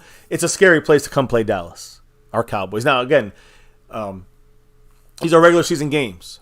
Of course, I know in 2021, we, of course, lost to the Niners in Dallas in the wild card game, but I think that was before the streak started. Either way, guys, the last 2 or 3 years after that loss in the wild card round at home, I think we barely lost. I think the last game we lost was the Buccaneers the following year to start the season, and that's it. We haven't lost at home since then. So right now, I got to say this. Cowboys are making AT&T Stadium, I call it Cowboy Stadium. They're making it right now a little bit tougher for opponents to play. That goes big credit to the players and a huge credit to the fans. Hell yeah, I said it. Us, the fans. We were there and we made a difference. I mean, the wife lost her voice from Upper Deck. So we're making a difference in the sense of we're trying. We love this team. We are bleeding navy blue and silver too. So hopefully Jerry Jones realizes that, make something that, stop going for the competitiveness and let's go for the winning championshipness. How about that? Look, in three home wins this year, right? Right now, how many games we play at home? 3 games at home. And we're on the road for an entire month. Yeah, I mean, well, again, we say on the road, we're on the road 2 games, but when you look at the bye week and then the weekends, the weeks surrounding the bye week and the first road trip, it's a full month away from home. Like as far as in our stadium playing, and then next time we play was a month later. So in the 3 home games this year that we played, of course, we won them all. Listen to how we played our opponents. We outscored our opponents 111 to 33 points, guys. We scored 111 points in our home games, all 3 of them, and we allowed 11 points a game at home, 33 points total. The Cowboys defeated all 3 of our opponents at home by 20 points or more. Everybody, I don't care. Look, we're winning games 111 to 33 in these 3 wins at home, but we're also beating. It's not like we won against one team by 60 and the other 2 we won by 5. Like, we destroyed every fucking team in Dallas by 20 or more points. The only team in the NFL in the last 15 years to win each of their 3 first home games by 20 points or more is the Dallas Cowboys.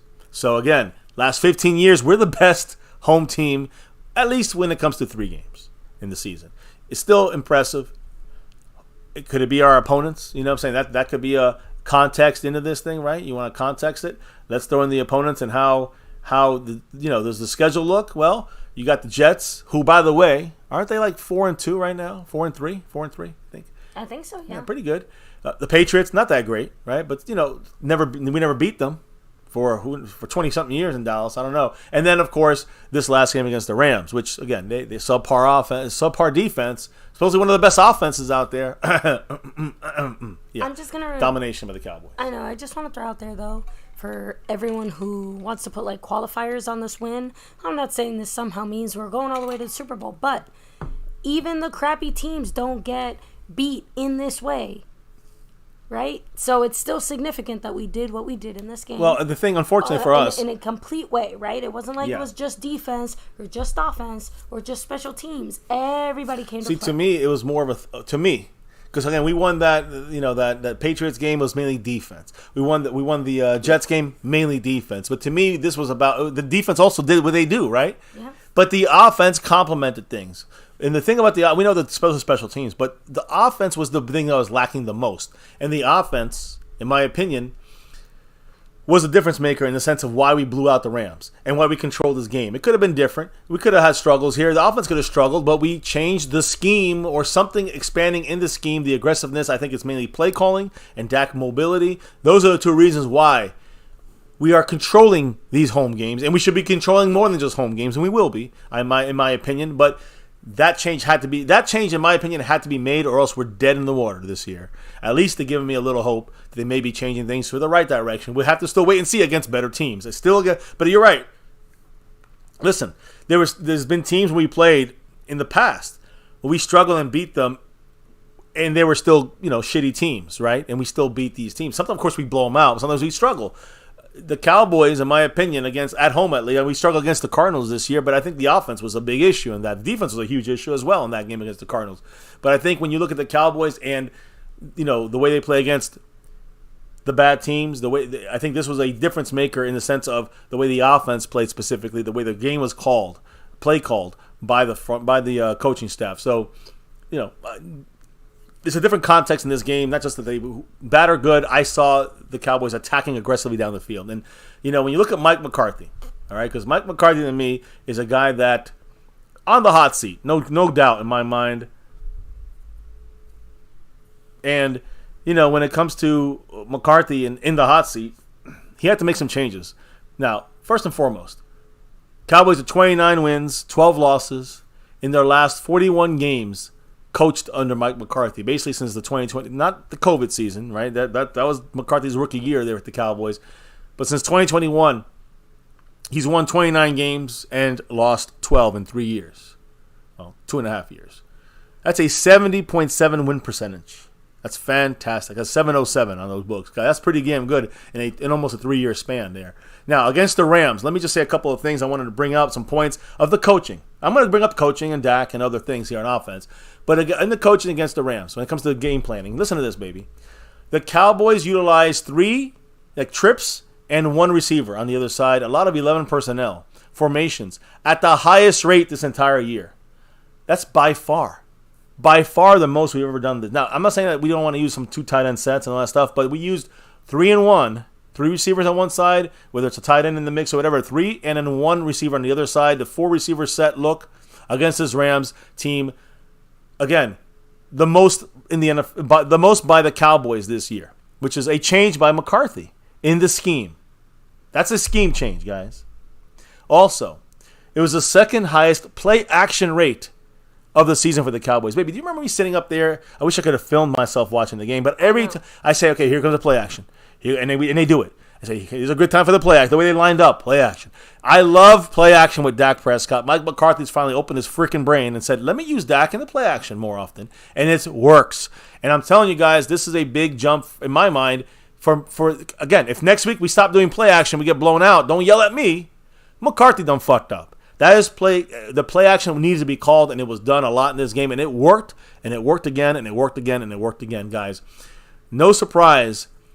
I'm sorry, but again, it's a pleasant surprise, I guess you can say, that the Cowboys' offense was being more creative with the way they were calling the plays. Not by Dak Prescott, by Mike McCarthy. So let me say this.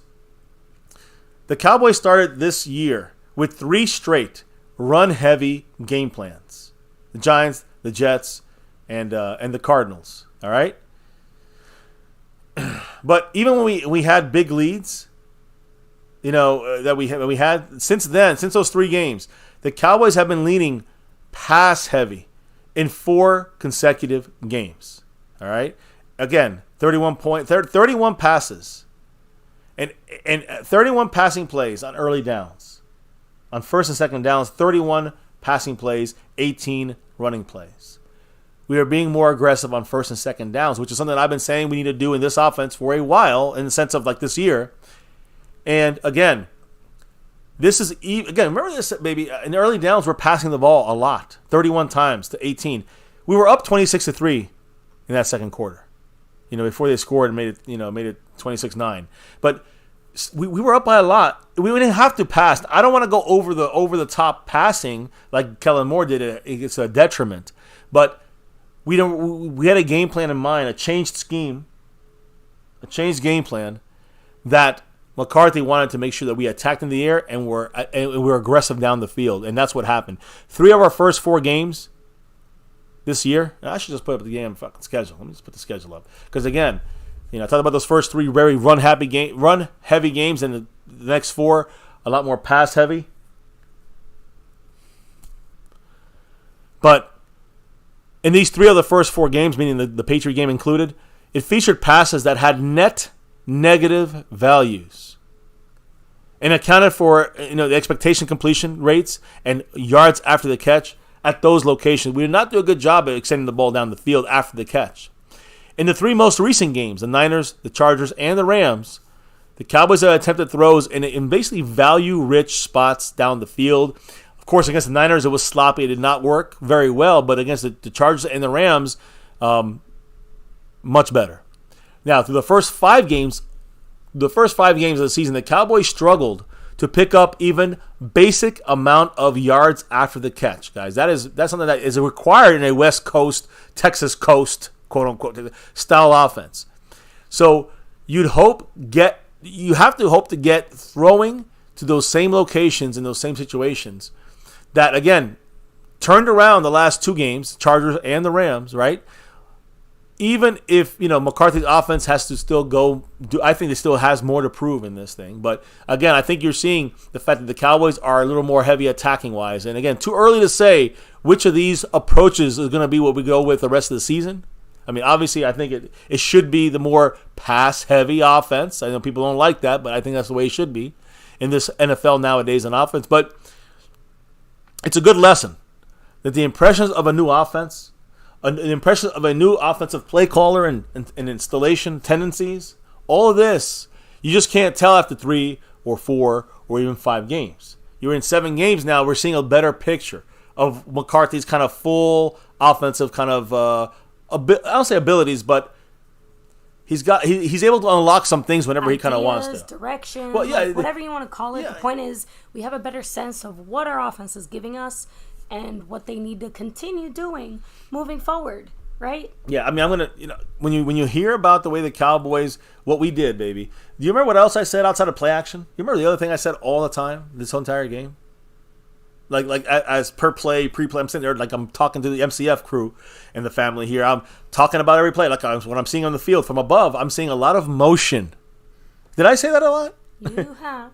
I mean, did I say it a lot against the Rams game? Yeah. Yeah, because I was like, I saw a lot of motion. I even talked to you. I said, baby, we're snapping the ball with Tolbert and CeeDee Lamb and Gallup and Cooks in motion. Not stopping and setting and shifting. In motion. And you know how good we were doing that shit, guys? In fact, coming into Sunday, the Cowboys only used motion while we snapped the ball. And while a guy was moving, in motion across the line, snapping the ball, which is what we need to see. I don't want to see him just moving and setting. I want him snapping the ball while you are in motion. It makes it harder for the defense to kind of see what you're going to do when you snap the ball and one of your receivers are in motion. One of your players are in motion. We did this, baby, in our 6 games before this one. A total of 33 times. 33 plays. 33 plays we use motion at the snap. That's an average of 5.5 snapping the ball while we're in motion per game. That to me is pitiful. Guys, we used it about 8% of the time. That was the worst in the NFL. Worst. This was something I was screaming. Go back, guys. Go back, check the bye week. I'm not lying to you. We need to do this more. And guess what we did in this game? We used motion at the snap 18 times. The whole year we did it 33 times. We did it 18 times in one game. Already, guys, these are the tangible things you can look at, hold in your hand and say these are the changes that have been made to our offense to move it in a positive direction. Will they stick with it? If McCarthy switches it up, then I'm pissed at him again. But this is the stuff we need to see throughout the year, throughout the season, and the postseason, and the Super Bowl. That's what you guys see: motion, snap, out the motion. Well, the guys, and it's not like I'm just saying it now because it happened. You guys know I've been screaming this shit for a while. Consistency. I've been saying this for a while, consistently. So, look, I just think when you look at the offensive side of things from McCarthy, what is the chat? Anything the chat's saying about this? Did they notice the play action more often? Did they notice the motion? We're snapping the ball while guys are in motion. I just want to know. Let me know, baby. What are they saying? If they didn't, now they know. Cleveland Brown said, pass happy offense? Was Baby Carrot right all along? Nope. Not pass happy to the point of extreme danger. Like Dak was, you guys realized, again, I'm sure Cleveland Brown realizes, right? You were watching the game, right, Cleveland? You remember Dak going out of bounds a couple times, running out of bounds. You see where Dak sliding a couple times, 2 or 3 times he slid when he scrambled and ran for a yard. Sometimes he ran for 8 yards. But he slid. All those little things added up. But the thing is that he's not going past happy when it's not there for Dak. Like Kellen Moore said, Dak, you stay in the pocket. Kellen Moore said you throw it to this spot where there's three guys covering, and you have to throw it into a tight window. And he said, you need to do this then. And Dak did it, right? He tried to, and he got a lot of picks in that, a lot of drops, whatever. The point is, McCarthy's saying you can throw it in that tight window, but if it's a tight window, go to CeeDee Lamb for 3 yards underneath. Go to Rico Dowdle or Tony Pollard for 4 yards underneath. Run the ball for 3 or 4 yards, Dak. And that's what I've been saying. Since the year one on My Cowboys Family, we should do with Dak Prescott. That's what I've been saying this entire fucking year. What we need to do with Dak Prescott and this offense. McCarthy kind of heard me, I guess, because I'm telling you, in this specific, again, I don't even care who the opponent is. In this specific game, we snapped the ball in motion almost as many times as we did the entire fucking season combined. 5.5 times per game. We did it 18 times this game. That's a difference maker right there. When you're talking about play action, I mean, our rate with play action was one of the best this game, and when we do it, we're very successful. Go check the stats, guys. Dak Prescott has always been fantastic in play action. So I'm a big fan of this. In fact, I think we even had Schoonmaker. We even had Brian Schottenheimer speak on this today, guys. I know we'll probably have more on this in a minute, but Schottenheimer spoke about the uptick in motion. I got to talk about motion. That's what we're talking here. We got to stay on target. So, when Brian Oh, I'm sorry. Was there a comment in there? Oh, I'm sorry. Yeah, go ahead. Again, I didn't want to interrupt you, okay. There was another comment I wanted to read because Pioneer made a great point here. He said a spread offense spares a terrible offensive line. Notice how the 49ers' West Coast offense has been stalling out the last few weeks. Mm-hmm. So, yeah, no, I mean, that 3-1 is another thing that I discussed earlier. I think that's important, but I don't think it's something we're going to do in every single game. I think it's against the opponent matched up in a certain way. I think we'll use the 3-1. But yeah, it's 3-1 spreads out the defense more. We still weren't successful running the ball, though. Not really that successful running the ball. Dak scrambling is one thing, but the success was not really there. Spreading the defense out, running the ball more often, right? But we did spread them out with the routes, and we're able to attack them with our, with more aggressive game plan going forward. So, again, we brought up the 3-1 early. And I think that is important to the way we attack this specific Rams defense. I also think that the play action was major to help this offense. And I also think, and I know, that snapping the ball while I don't think we've done that with Garrett. We might have done that with Jimmy Johnson the last time we did that this often, in the sense of at all. We rarely ever see the Cowboys. I don't remember the last time the Cowboys were snapping the ball at a higher rate while we had a guy in motion. To me, that you gotta understand, when they're in man coverage or zone coverage, especially man coverage, it's gonna be it can open up a lot of things just because you're running a guy across the field and you snap that ball. The play starts while the guy is running. That is very, very helpful for the Cowboys to do that more often. Brian Schottenheimer actually brought this up and said, "Why are we doing more?" He was asked, "Why are we doing motion, snapping the ball while the guys are in motion? Why are we doing this now?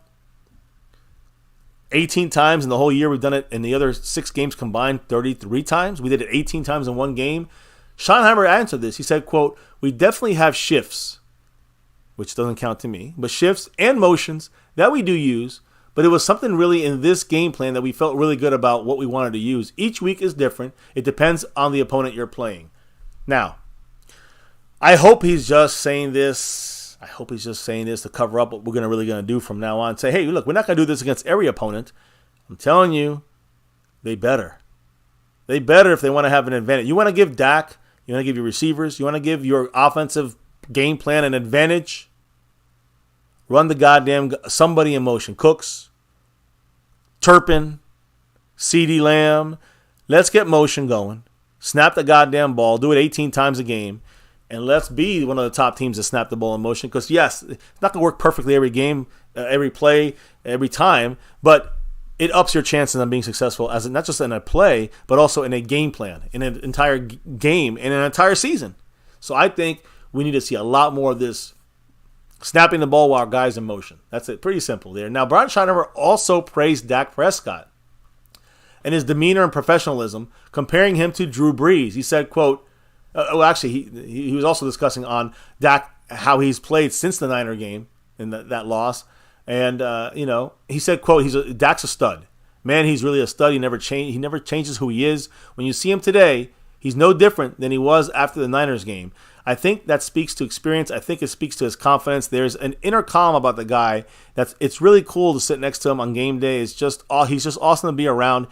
He makes me a better person every day. Guys like that are really successful, really the kind of guys you want to see have success. He reminds me a lot of Drew Brees.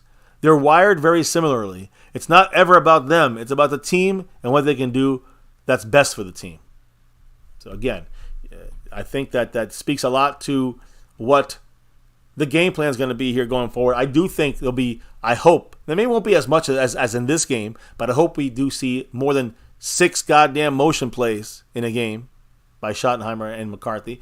I hope we use I hope we use similar amounts of play action in this game. I also depending on the opponent, a lot of 3-and-1s. I'm down with that as well, to spread out that, have a spread offense and make sure that we can kind of find a little more of the holes in our route running in their zones or man coverage with those kind of lineups there. So these are 3 major changes from the offensive game plan.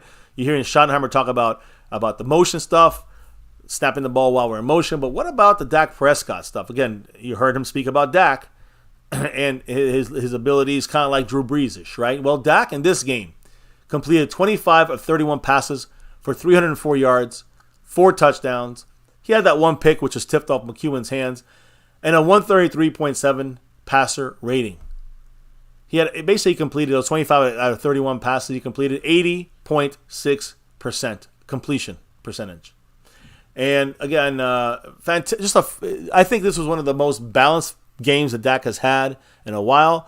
And I believe that, this year is his best game, without question. Without question. So we were there to experience it. I saw it.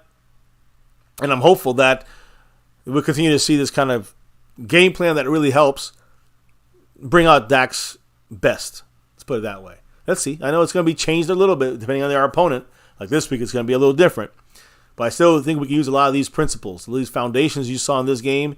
Maybe not as much, maybe more. But you can see them. I got to see these things being utilized more throughout every game, throughout the season, than we did the first 4, 5, 6 weeks of the season. Now, let's focus on Dak for a second, guys, because he had 4 touchdown passes yesterday. He has 8 career games with 4 passes through the air. 8 times he's done that, tying Danny White for second in Cowboys history. Danny White. Tony Romo still has the most 4 touchdown games in team history with 10. So just so you guys understand, Dak is 2 away right now from tying the all-time record, guys. So, again, the all-time Cowboy record. So, Danny White, Dak Prescott tied for second, Tony Romo in first. With 10, Dak with 8. Dak's the only one still there, right? So, still playing games. He gets 2 more games that he throws for 4 touchdowns or more. That puts him, in Cowboy record history, the Cowboy record books with Tony Romo. He gets 3 of them, 3 more games with 4 touchdowns or more. He's number 1 in history for our Cowboys when it comes to throwing for 4 touchdowns or more. Now, what about Dak when he threw the ball yesterday? 10 yards or more down the field.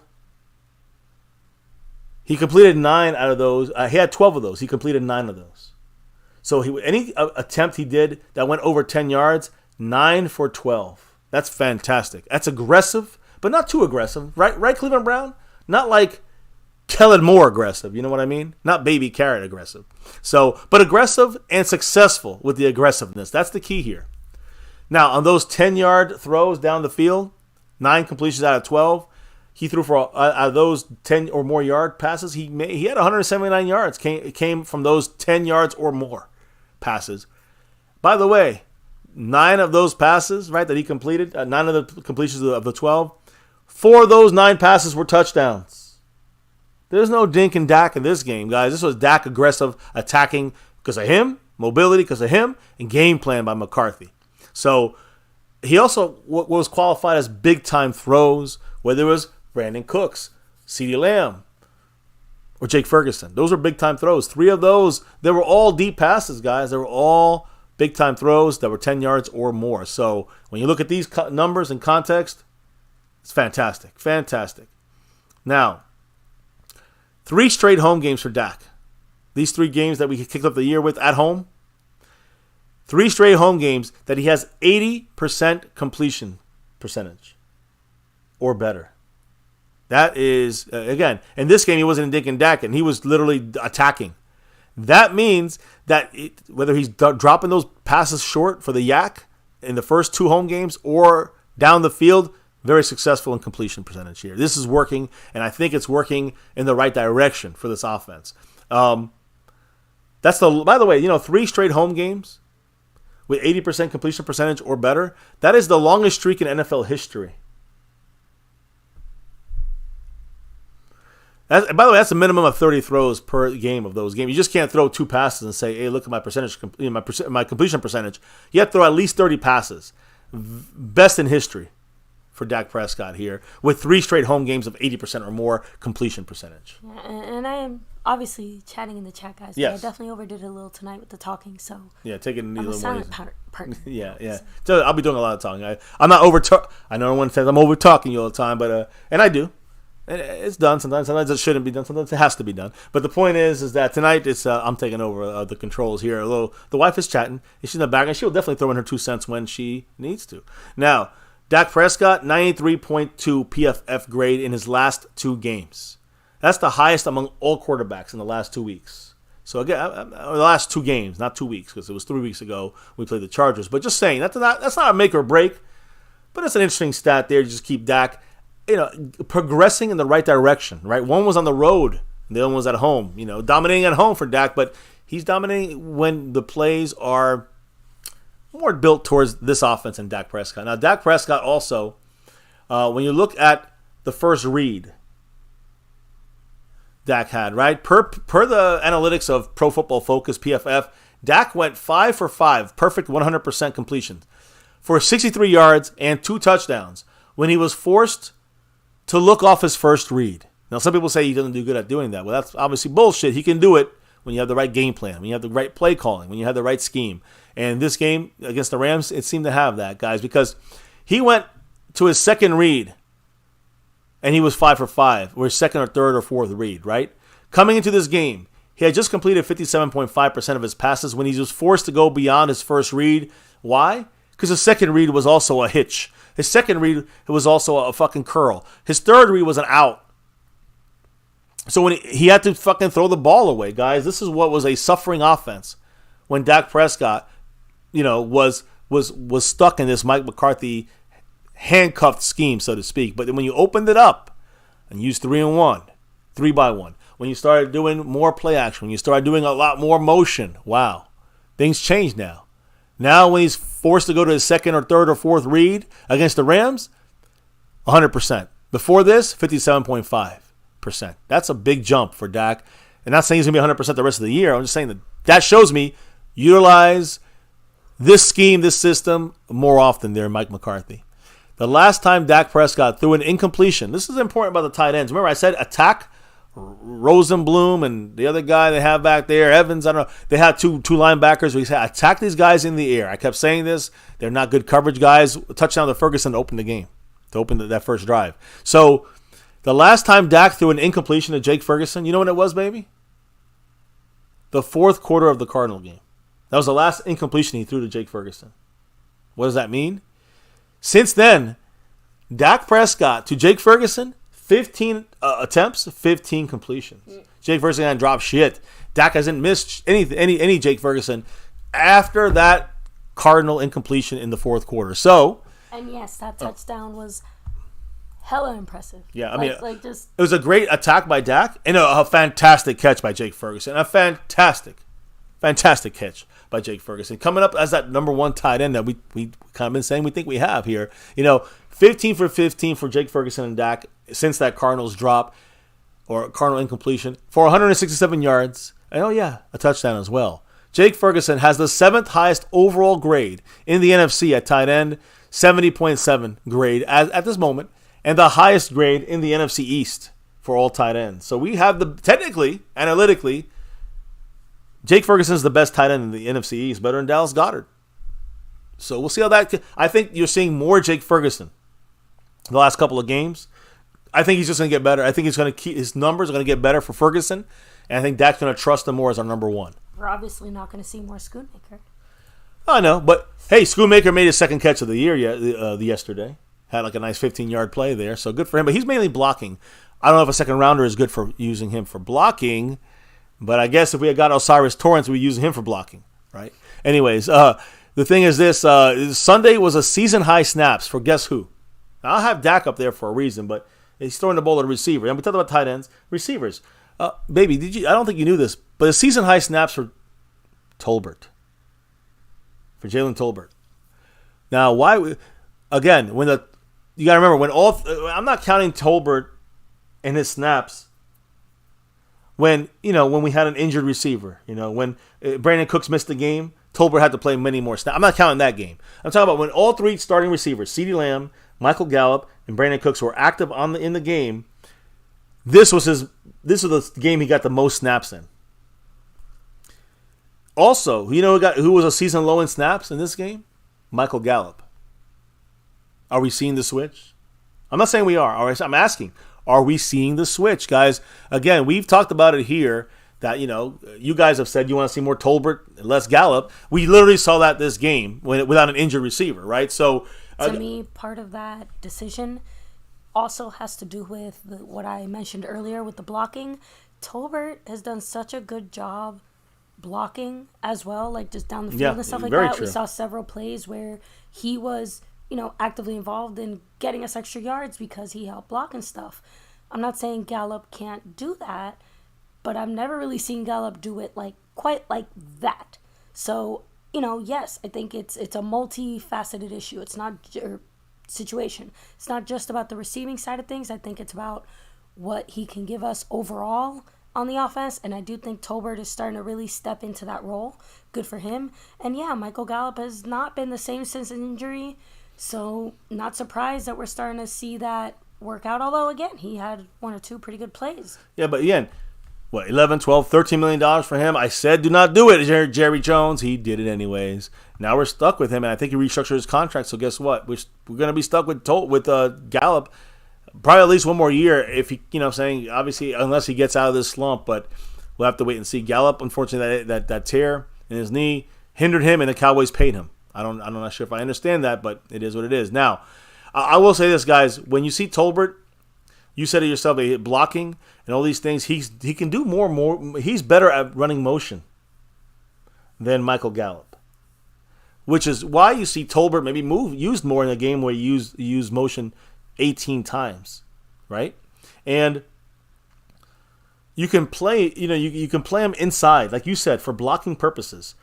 I mean, Gallup's a good blocker too, but for some reason, Tolbert with the motion and the speed, he's a very good blocker, solid blocker. Can be used on special teams as well, but man, very good. And the way that the Cowboys seem to be using him, he was more vital and versatile in this game against the Rams than he has been in the past. Maybe is it a scheme thing, is it a situational thing, or is it the new thing we're going to do? I don't know yet. But you saw a lot of Tolbert out there. A lot of the game, the most snaps for him without an injured player, and the least snaps for Michael Gallup. So I'm not sure what the family thinks on that, but it's definitely something to keep your eyes on going forward. Yeah, FrameRipper said Gallup has value. He makes some catches that make you go, wow. True, but just not as many anymore, right? Not again.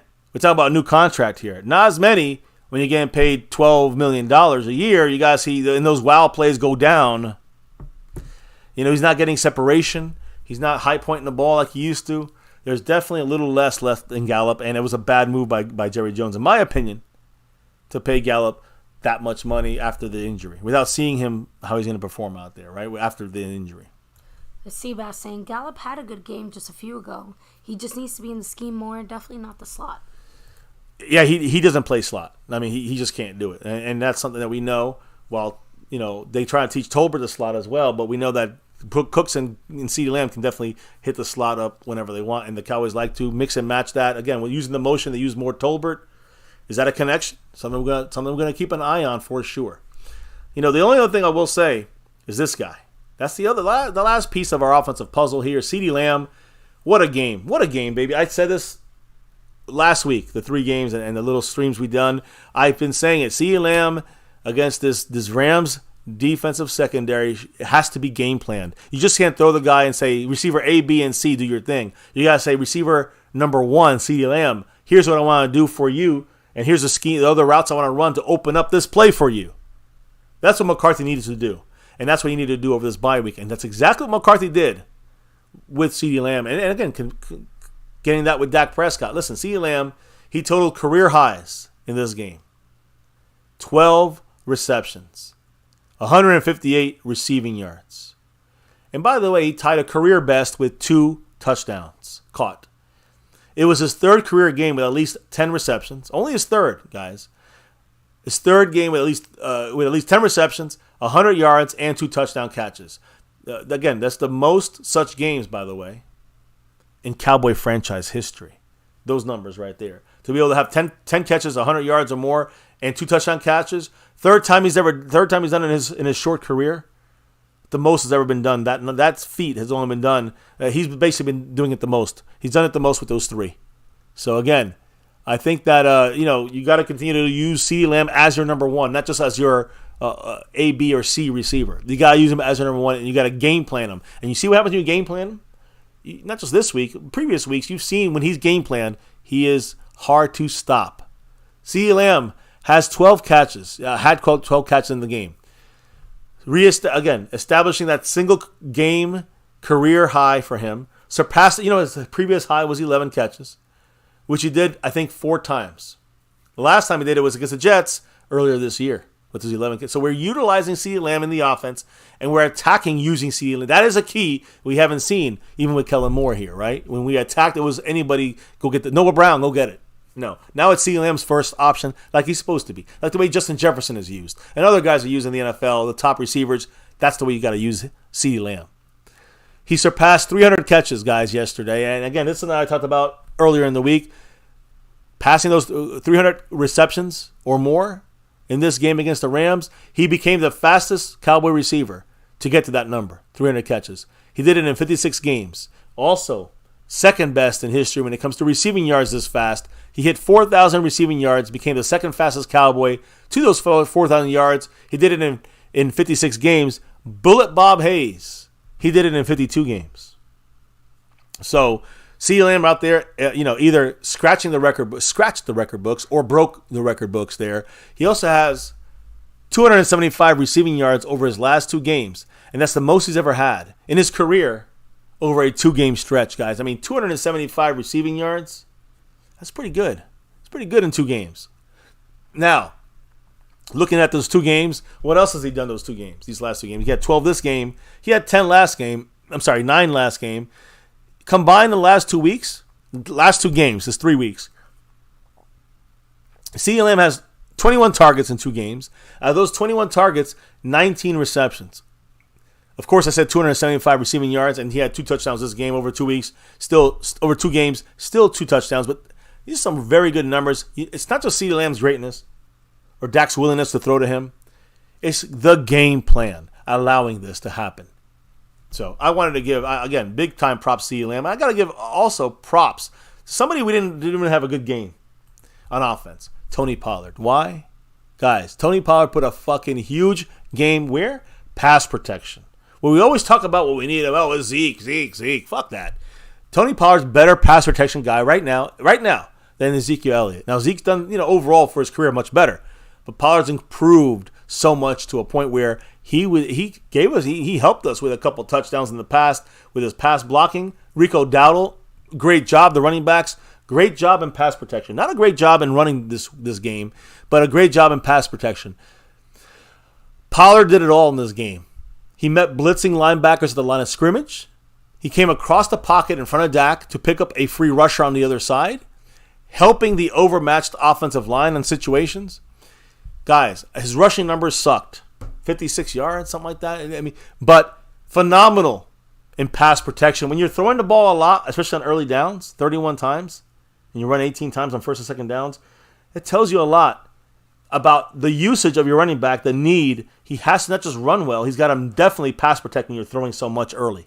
In a down. Early downs, you're throwing early, you're going to have a running back on a first down. Everyone thinks you're going to run. If you're going to run the ball, and you're going to, have your running back there, and you throw, that running back must be able to block, pass protect. Tony, we seen it. You were screaming it, and you lost your voice because you were screaming for Pollard's blocking. Oh, yeah. And he was doing great. He's helped bring some big plays out there. Big props to TP Tony Pop.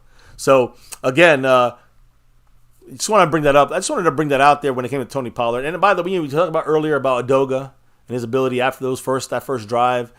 He got much better. Of course, he got hurt. Biotish had a couple issues there in the beginning in that first drive. But let me tell you somebody who didn't have any issues at all, baby. And I'm going to put him up on the screen. Why not? It's this guy right here. Tyler motherfucking Smith, who basically is Zach Martin part 2.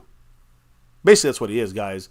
I mean, let me explain like this. Just this is some stuff from last year. His ability to block at tackle. Now he's at guard. Guys, Tyler Smith was extremely impressive. He's dominating. Where does he dominate all the time? Tyler Smith. In run blocking. Mm-hmm.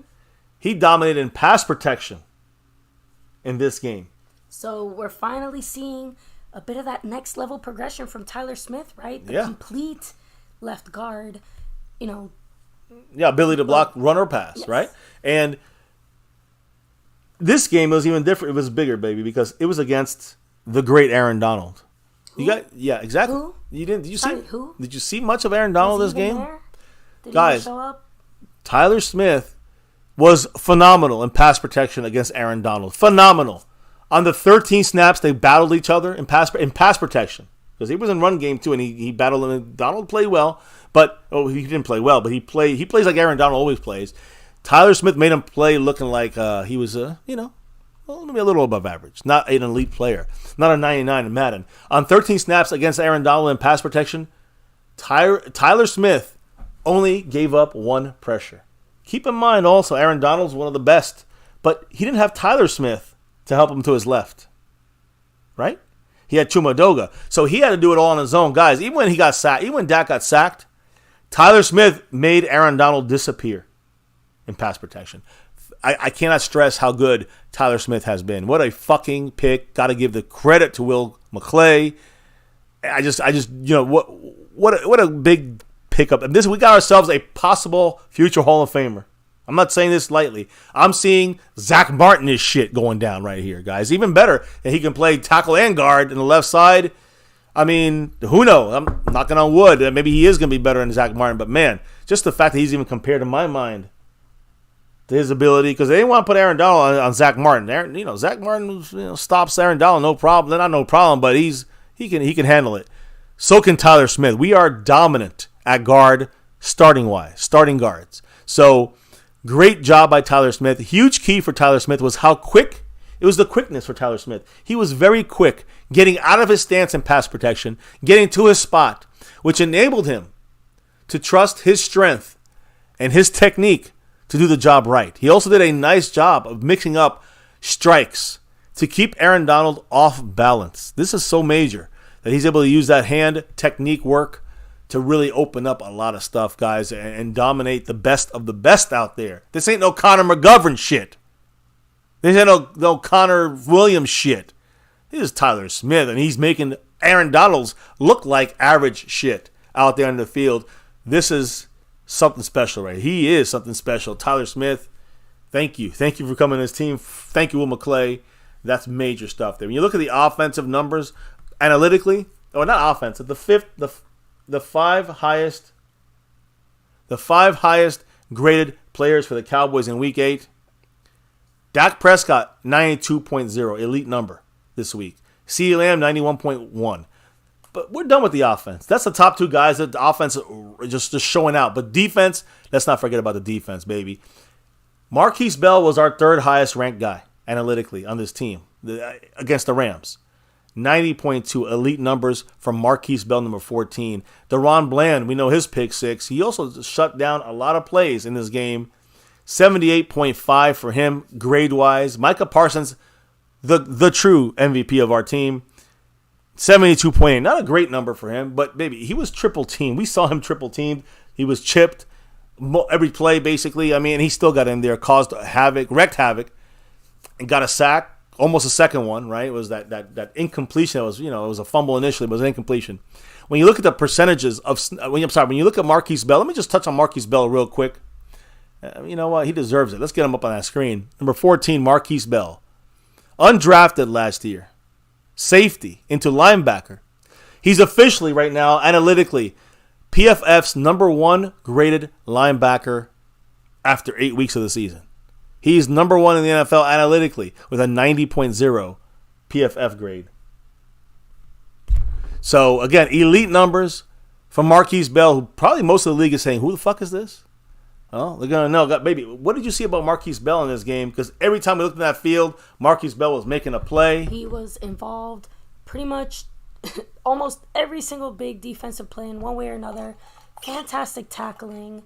I mean, he got in there so quick, so fast, very aware. And most importantly, Dan Quinn seems to have figured out some of the kinks on the defense on how to make up for that linebacker deficit.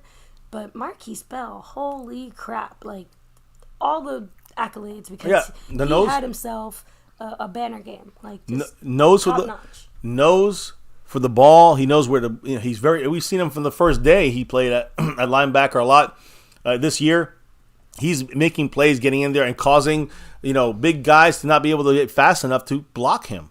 So Marquise Bell is doing something right. He's one of the best tacklers on the team right now. Yes, 100%. Hands down. I love everything about the way he does it, especially because, again, he is a little bit on the smaller side compared to some of the guys he's tackling, and yet he's still able to effectively bring them down. And even the few times that he wasn't able to, he was involved, and he slowed them down enough to, guess what? There's his teammate. Bam! So it just exactly what you want to see. And honestly, our linebacker situation almost looks better than it did with LVE because he's able to move in ways LVE isn't. Now, I don't want to just say that outright, just saying that, I like the way that Quinn is able to take advantage of the ways that he can move. That's one of the things. As opposed to LVE. I think that's a better way of phrasing it. That's one of the things that Dan Quinn always does, wasn't he? He always takes the backup and third stringer and fourth stringer and fifth stringer and somehow makes them, not superstars, but makes their role so key to the team. And it stands out what they do. And that's what Marquise Bell is doing. He's taking that to the next level, Marquise Bell, on his own. Dan couldn't open the door, give him the opportunity. Now he's taken that and ran with it. So Marquise Bell, fantastic. He's getting it. We know that we don't have LVE for some weeks, right? But what happens when he comes back? I'm starting to get nervous about LVE's chances to play a lot because I think Marquise Bell taking over. You look at the percentage of snaps in this game from the linebackers. You talk about linebackers. 81% of the snaps. I'm sorry, not 81%, but Damone Clark, your pet cat from last season's draft, 81% of the snaps in this game. He had 81% of the time he was on the field at linebacker. Marquise Bell, 73% of the time on that field at linebacker. They were 1 and 2 on that field. And Damone Clark did a great job in this game as well. But Rashaan Evans, the guy who was elevated from the practice squad, he's number 32, he's using his number, I think, from Alabama in his college days. Rashaan Evans, we picked him up 2 weeks ago. Active for this game. We saw him play, right? A little bit. He had 11% of the snaps in this game. And even Micah Parsons. I think he had 15 snaps in the box there, So I think, he's kind of playing a little pseudo linebacker on the line, off the line. I very excitedly pointed it out to Mr. MCF, and I saw it, and I'm like, hey, where's Micah? Hey, he's back at linebacker. He's a linebacker. Yeah, so he played, again, linebacker or in the box, kind of playing a linebacker-ish role. Sometimes he'd be at edge, and then I saw him at edge a couple of times, and he'd drop back into like a linebacker coverage situation. So he was like he started off as an edge rusher, Micah Parsons. And in Dan Quinn's scheme, you saw Micah Parsons drop back and play. Even though a line of scrimmage is going to blitz, no, he drops back as a linebacker. Even though he didn't start off as a linebacker, he dropped back into the box. So that is when you're looking at guys like Micah Parsons out there. 15 times he played in the box, whether it was a setup at linebacker normal or dropping back into coverage or dropping back into a linebacker role off the line of scrimmage. That's what you saw from Micah Parsons. And that's what you saw from our linebacking core right there. I do want to say one thing about Micah Parsons. And not Micah Parsons, but this defense. Actually, let me do one more. Let me give the props for one other guy first here. One other guy, and man, I gotta get up on the screen because I didn't have time to fix this now. So I don't know if it's a comment or two while I get this thing going, baby. But there he is. All right, give me another minute here. Said, "One man's trash is another man's treasure." Rare also throwing out there. Coop and Nakua only had 64 yards combined. Yep. That's crazy. Yeah, we shut them both down. Nakua had his worst game of the year, which is a great news for the Cowboy team. Seabass throwing out there. Bell and Juanye are them guys. Yeah, Juanye did a great job as well. Not as many snaps. Of course, Bell has been the dominant guy there, but Juanye, Thomas, fantastic job. Now, I do want to throw in there this guy. Nope, Deron Bland, a little tiny there. But let me put him bigger because he had a fucking huge game for the Cowboys yesterday against the Rams. What a game for him. And let me just highlight what he did yesterday. Deron Bland recorded his third interception of the season in the second quarter with that pick six. That's the most in a season by a Cowboy player in team history. And he has 3 interception, touchdown returns, pick sixes, right? The most by a player in a season since Marcus Peters had 3 in 2019. So that is crazy, guys. In a season, the last time anybody had this many interceptions in a season, it was 4 years ago.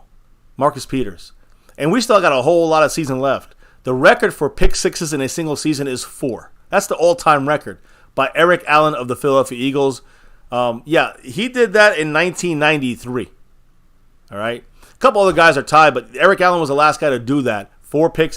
Can Deron Bland get 5 pick sixes in a season? If he does, he breaks the all-time record. What he did do, though, like I said, set the Cowboy player, Cowboy record holder for the most pick sixes in a season. No Cowboys ever had more than 3 pick sixes in an NFL season. Deron Bland's done that already, and maybe he'll get 4 or 5 or more. Who knows, right? We got to see, but he's got a nose for the ball. Marquise Bell, nose for the ball. Deron Bland. You know, Deron Bland, another crazy thing is he didn't get his first start. He played a couple games, a little bit of spot play before Week 10 of last year as a rookie. But he didn't get his first start until Week 10 of the 2022 season. Since that day, he's recorded 8 interceptions and 3 touchdowns, 3 pick sixes in a total of 16 games. 9 interceptions total. Again, that's as a starter, he has 8 interceptions, 3 pick sixes in 16 games. As a starter in his career, in 24 games he's played in, he has 9 interceptions. He had one other interception when he came in for Jordan Lewis, not as a starter. So last year. So again, he has 9 interceptions in 24 career games. Do you guys know that in 24 career games for Trayvon Diggs, he had 12 interceptions? And he was a full-time starter. So again, Trayvon Diggs only had 3 more interceptions than Deron Bland. Something we're doing here. Is it the player? It definitely is. Is it the scheme and the coaching? It definitely is. So both, again, great to know here that Deron Bland is basically on the path of Trayvon Diggs-ish kind of, cornerback play out there. So I love to see it. Deron Bland, when you look at his matchups with Cooper Kupp, analytically, when you look at the matchups, when they just played each other, when you just look at the snaps, Deron Bland took against Cooper Kupp 5 targets to Cooper Kupp. When Deron Bland was in coverage, he only allowed 2 receptions. And, of course, he had 1 interception, that pick 6. On those 2 receptions, he only got 7 yards, Cooper Kupp, on the 2 catches that Deron Bland allowed against him. No first downs for Cooper Kupp, by the way. Deron Bland also knocking the ball out multiple times after a catch. Nakua, he caught the ball, turning up the field, knocked the ball out, didn't have possession, so it was incompletion. But damn, Deron Bland, dominant out there, guys. The way he read that pick 6, dominant. That's elite play right there from Deron Bland. Brian Baldinger said he is the Cowboys' defensive MVP. I still think it's Micah Parsons, but I understand what he's trying to say, guys, because Deron Bland, he's a special player. And I've said this. I think that's Tyrone Church. I got to give him credit. Simon says I got to give him credit. But I got to give myself credit, too, here. He's a guy I talked about basically in January or February of 2022, 2 or 3 months before the draft even, came around, and we got him in the 5th round. So, great day and game for Mr. Deron Bland. Now, Dan Quinn spoke about this defense. That's why I want to say about this defense as a whole, as I throw up, Dan Quinn spoke up. I will probably say more about Dan Quinn later in the week, but I wanted to say this. The Cowboy defense has not allowed a pass catcher or a running back to go over 100 yards in any game this year. Guys, you know how hard that is to do? Very. No running backs got over 100 yards on us at all this year. No receivers have went for over 100 yards against us this year. Listen to this. The top receivers every week Darren Waller, 36 yards. Garrett Wilson, 83 yards. Michael Wilson, 86 yards. Hunter Henry, 51 yards. George Kittle, 67 yards. Keenan Allen, 85 yards. Darrell Henderson, 54 yards. Those are receivers, leading receivers. Nobody close to 100. Opponents' top rushers for each game against us. Saquon Barkley, 51 yards. Zach Wilson, 36 yards. James Conner, close, 98 yards. Ramondre Stevenson, 30 yards. Zeke, of course, was in there too. Not many yards there. Jordan Mason, 69 yards. Austin Eckler, 27 yards. Royce Freeman, 44 yards. Not a lot of great names in there.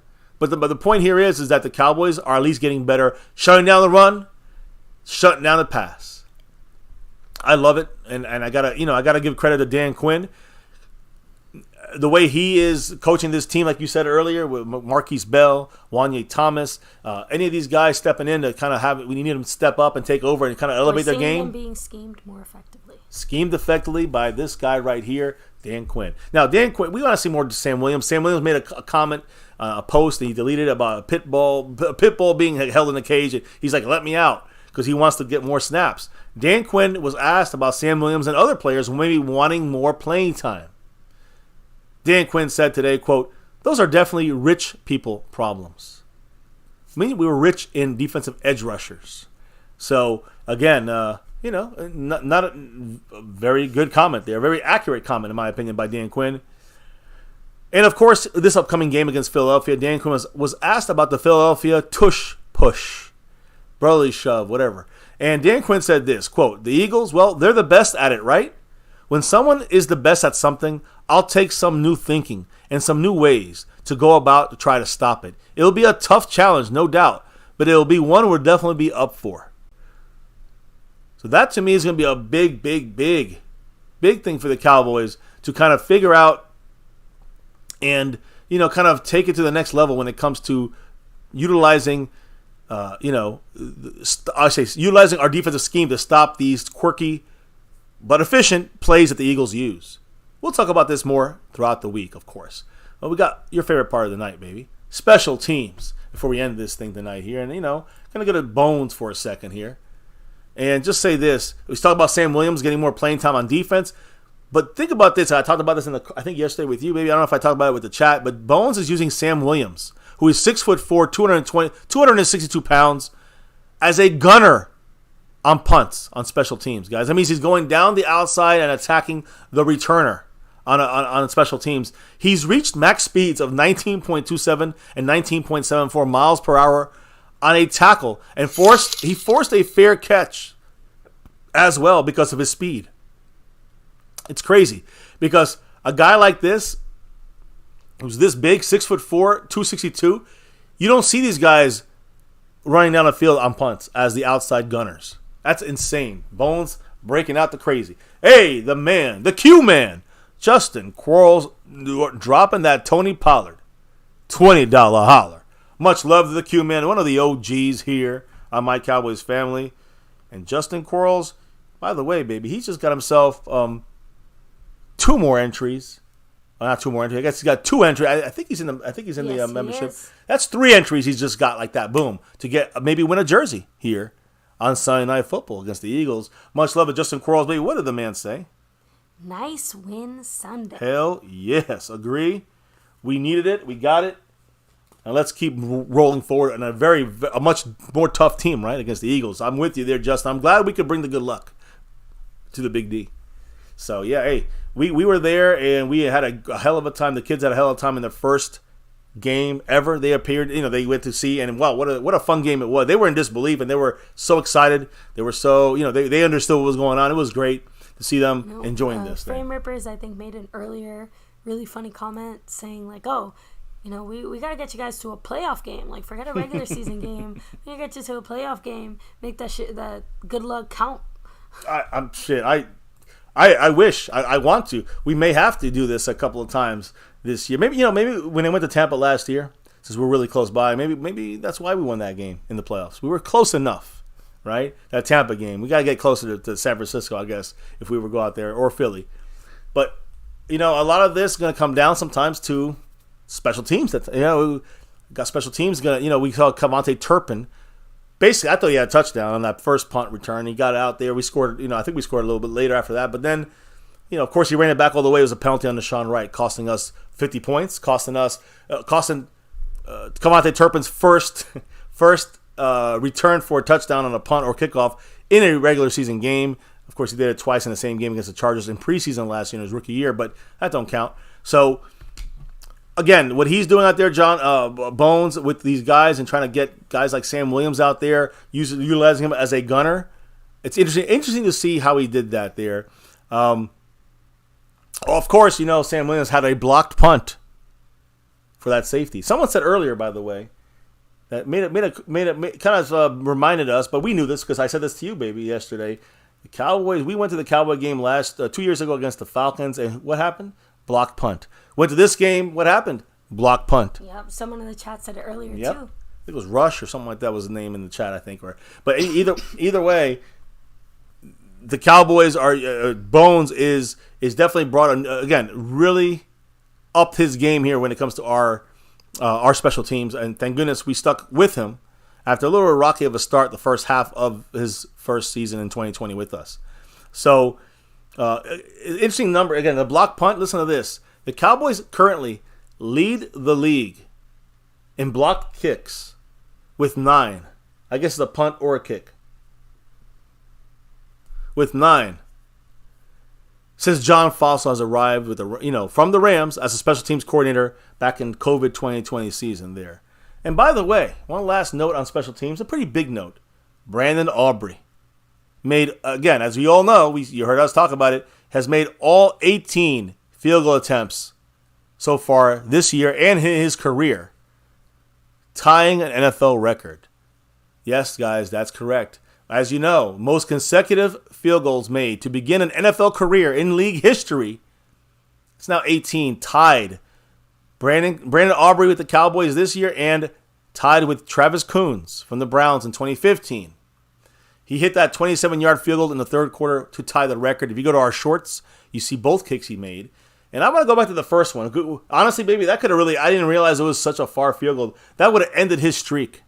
But it was a 58-yard field goal by your guy here, Brandon Aubrey. Do you know that is the longest field goal? Of course, we know it's the longest field goal kick that he's made in his career. But here's the crazy part. This is the third longest. That was his longest kick of his career, Brandon Aubrey. It was the third longest kick by a Cowboys rookie kicker, behind Brett Maher and his 62-yard kick, and Brett Maher 59-yard kick. Brett Maher hit a 59-yard field goal and a 62-yard field goal in 2018. Brandon Aubrey hit the 58-yarder here this year to continue his streak. So, again, Brandon Aubrey just blowing out the water with the length of this kick, which, again, was one of the questions we had about Aubrey kicking off the season. Does he have the leg? Well, goddamn, he does. He hit a 55-yarder earlier in the year. He hit a 58-yarder in front of us. So Brandon Aubrey, guys, big credit to him. Not just tying the all-time record in history of 18 straight field goal attempts, field goal kicks made to kick off your career, but also Cowboy history. Third longest kick by a Cowboy kicker in their rookie year. Great numbers, great hope here from our special teams, whether it's punting with Brian Anger, coverage. You heard about, Sam Williams, and of course, Bones. We talked about what he's doing, and of course, Cavante Turpin. But then we got our kicker. I can't believe we found our kicker. I really am surprised, guys, that we found Brandon Aubrey, the way we did. And you got to give, again, if you watch our shorts that we posted one today, I think him and Brandon Aubrey and Will McClay have a little dance, a little kicker dance. Go check it out if you haven't seen it yet, guys. It's kind of interesting there. But yeah, life is good right now on offense, on defense, and special teams, even coaching. Across the board, our team maximize what we should look like. This is what we should look like every week if we want to make a real run at the Super Bowl or at the playoffs or whatever it is. This is the way you got to do it. So, I'm really happy, really ecstatic about the way the Cowboys have at least come out of this bye week with a couple of things a little more. We came out of this bye week healthy, came out of this bye week making some changes on offense, making some changes on defense, and tweaking everything on special teams and everything to make sure we are still staying at I guess you could say, to a point where the trajectory of this team continues to go up, up, up, and away. That's the hope. That's the hope. No chickens before they hatch for me. I'm not counting any of them. Because I don't trust it until we do something about it in a consistent way against consistently good teams. But hey, we can't change our opponent. The Rams are our opponent. We got to take advantage. We got to beat their ass in. It would have been nice to beat them 27 to 10, right? That would have been awesome. We destroyed them 43-20. Just saying, that to me shows me that we're doing more than we should to these teams. And not these teams, but this particular trajectory. This offense has not been woken up until now. So I think that hopefully this will continue against the Eagles, against the Giants, and on for the rest of this season, all the way to the, Well, we got to see it every week. We got to see a consistency.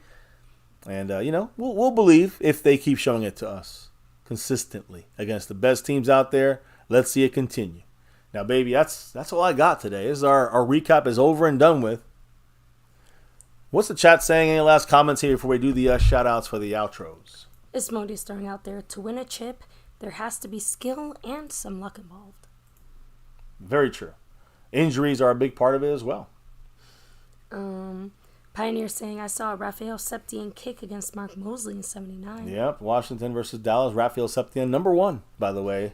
Yep, I remember those days. I did. Thomas Garrett was right there in front to watch that Woo! Aubrey field goal, saying the kick could have gone for 60+. Wow. It looked a little wobbly at first, but, man, he knocked it. The extra point looked bad initially, but the extra point is not what we're talking about, right? The extra point is not going to break the record. It's not going to stop his record. He missed his first kick, which was an extra point in the NFL, but he never missed again.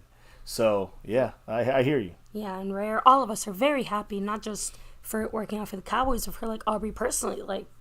It is kind of a rags to riches type of story in the NFL. Soccer, in college, and the MLS, and then all of a sudden, USFL, like Turpin, right? Or XFL, whatever, and now NFL. Great story. And, hey, I care more about maybe we found ourselves, like the kids were saying to me during the game, we really actually found a kicker. And I saw some of the fans, some of the family members commenting saying, it's such a great thing to have a reliable kicker. It could take so much worry out. Baby, we've been saying this since year 1 at MCF. People overlook the kicker, and it costs us every year, and I keep yelling about it. Just special teams in general. Guys, special teams generated points for us. And not even that, but they gave us great field position. They kept the momentum going. When you have special teams out there rocking people's socks, that it makes you stand up and take notice. Yeah, and controls the game. It gives you control of the game on defense or offense or both. You know what I'm saying? So it's a big part of this thing, and special teams is huge. And Pioneer, that's awesome. He was at Game 1 of the World Series. So we're right next to you. Past you. Yeah, we're right next to you. We heard you. Yeah, we heard the pregame there. We watched both games. In the hotel room or and out and about. We went to restaurants and stuff like this. But man, I'm glad the Texas Rangers won tonight, and now they won 3-1. They're up 2-1. Unfortunately, Garcia, my guy Garcia, he's has an oblique strain or something. We'll have to see how that goes. But I hope he can come back, and they'll need him for sure to win this. But 2-1, 2 to go. Let's go, and let's get the Rangers for victory. But we got to get our victory, our Super Bowl victory, and get that 6 and beyond sooner than later, baby. The drops of love from above tonight, kicking off a new week, kicking off us being back here on the scene, crispy and clean. Much love to Skeptical Fan with the gifting membership. Much love to Brandon James, who's in the Navy Blue crew. Much love to Amazing Games, adding another raffle entry. Marco Sepien dropping a couple.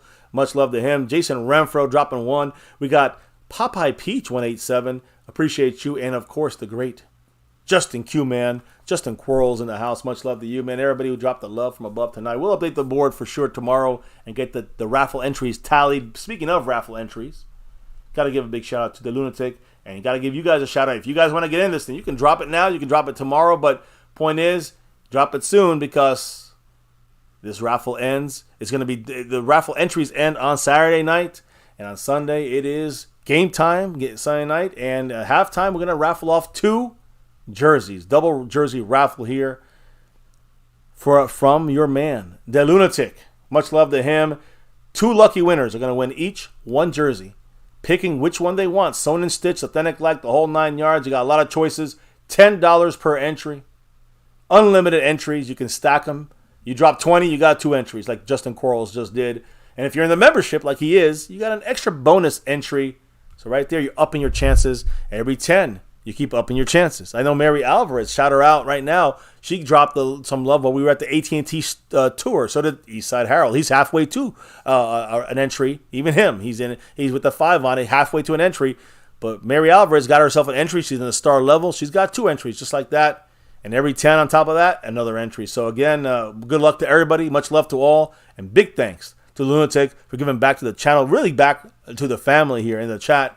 Appreciate all you guys who are in the raffle currently, and the ones that will be in the raffle later on this week. Also, big shout outs to our takeover man here, sponsor of the week, Snug X, baby. You know why he's here. He's not just a sponsor of the week, he's also the 11th-time consecutive streak Cash App King. Much love to Snug X. Will he go for 12? Don't know, but I know the leader right now is Jason Renfro. Still leading it here. Still continuing a double week for a double raffle jersey. But yeah, Jason Renfro, the leader in the Cash App side. He's also the gifting champion last week.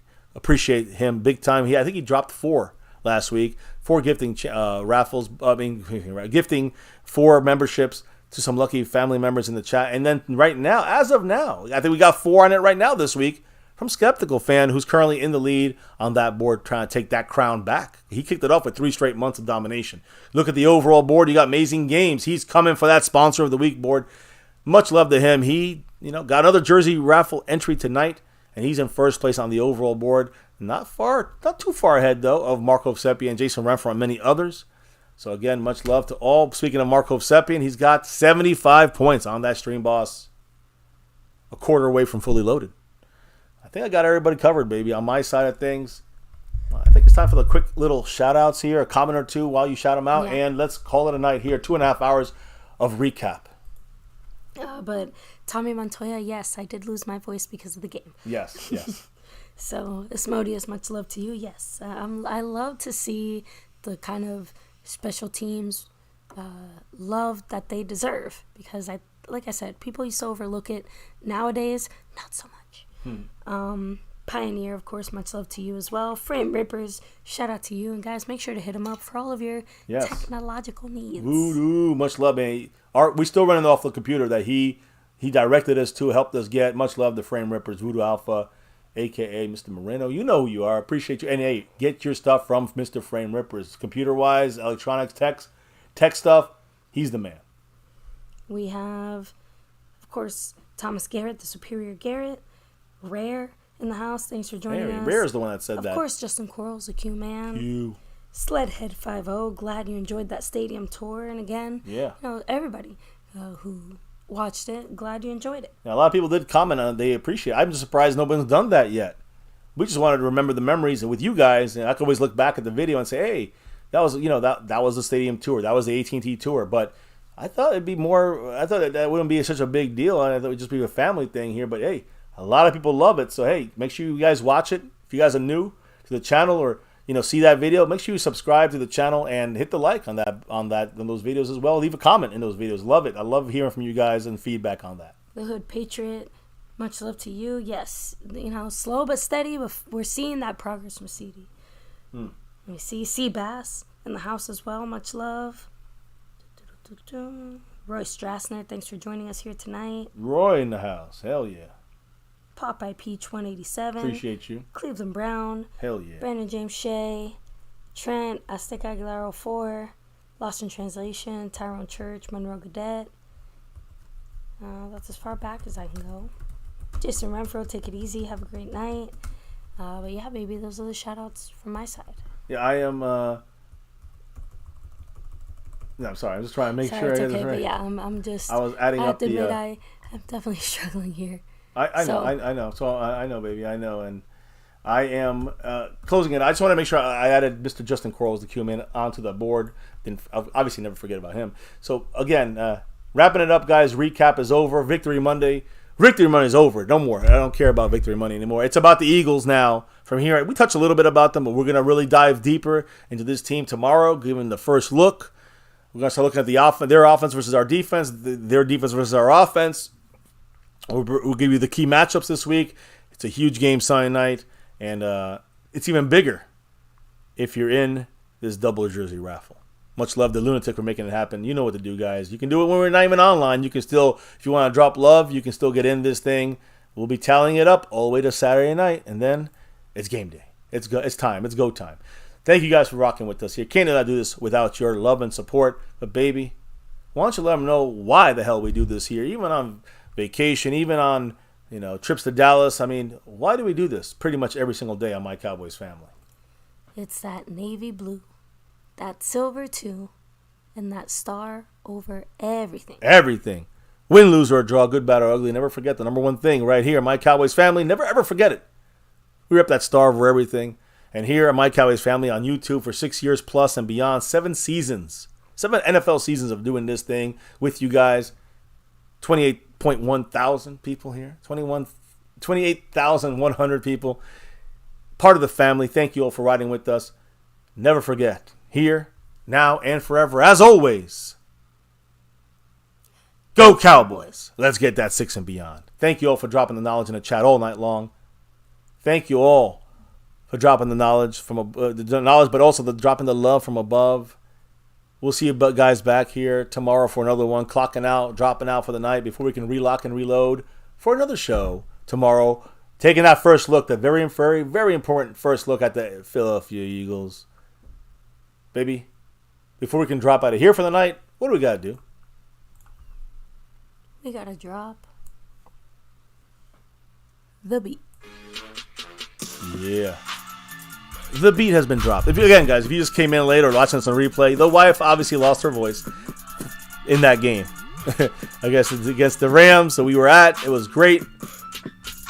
And they would have won without us, the fans. Thank you all for rocking here, guys. You can't do this without you. You know how this thing goes. And here, Victory Monday now comes to a close. We were about Eagle. It's Eagle Week. It's time to pluck the fucking Eagles. And here, recap is done. Victory Monday done. Eagles are next. Rams were rammed. Eagles are next. Let's pluck them. Pluck them. Dak, CeeDee Lamb, Micah, Bland. Everyone is ready for this Eagle game. Just stay quiet, stay low-key, stay focused. And let's get this win. Here at MCF, Navy Blue, Silver 2, Star for everything. You know we do. And of course, never forget the number one thing right here, My Cowboys Family. Much love to everybody in the house, even the haters watching. Appreciate you all. Hit the like button, hit the thumbs up, of course. Hit that subscribe button and keep growing the channel. We'll see you back here tomorrow for another one. Kicking off the whole Philadelphia Eagle Week. Stay safe, guys. Have a good rest of your night, the day, tomorrow. We'll catch you tomorrow night. Peace. At a more normal MCF time. Have a good one, guys. Peace out. And never, ever dare forget, go Cowboys!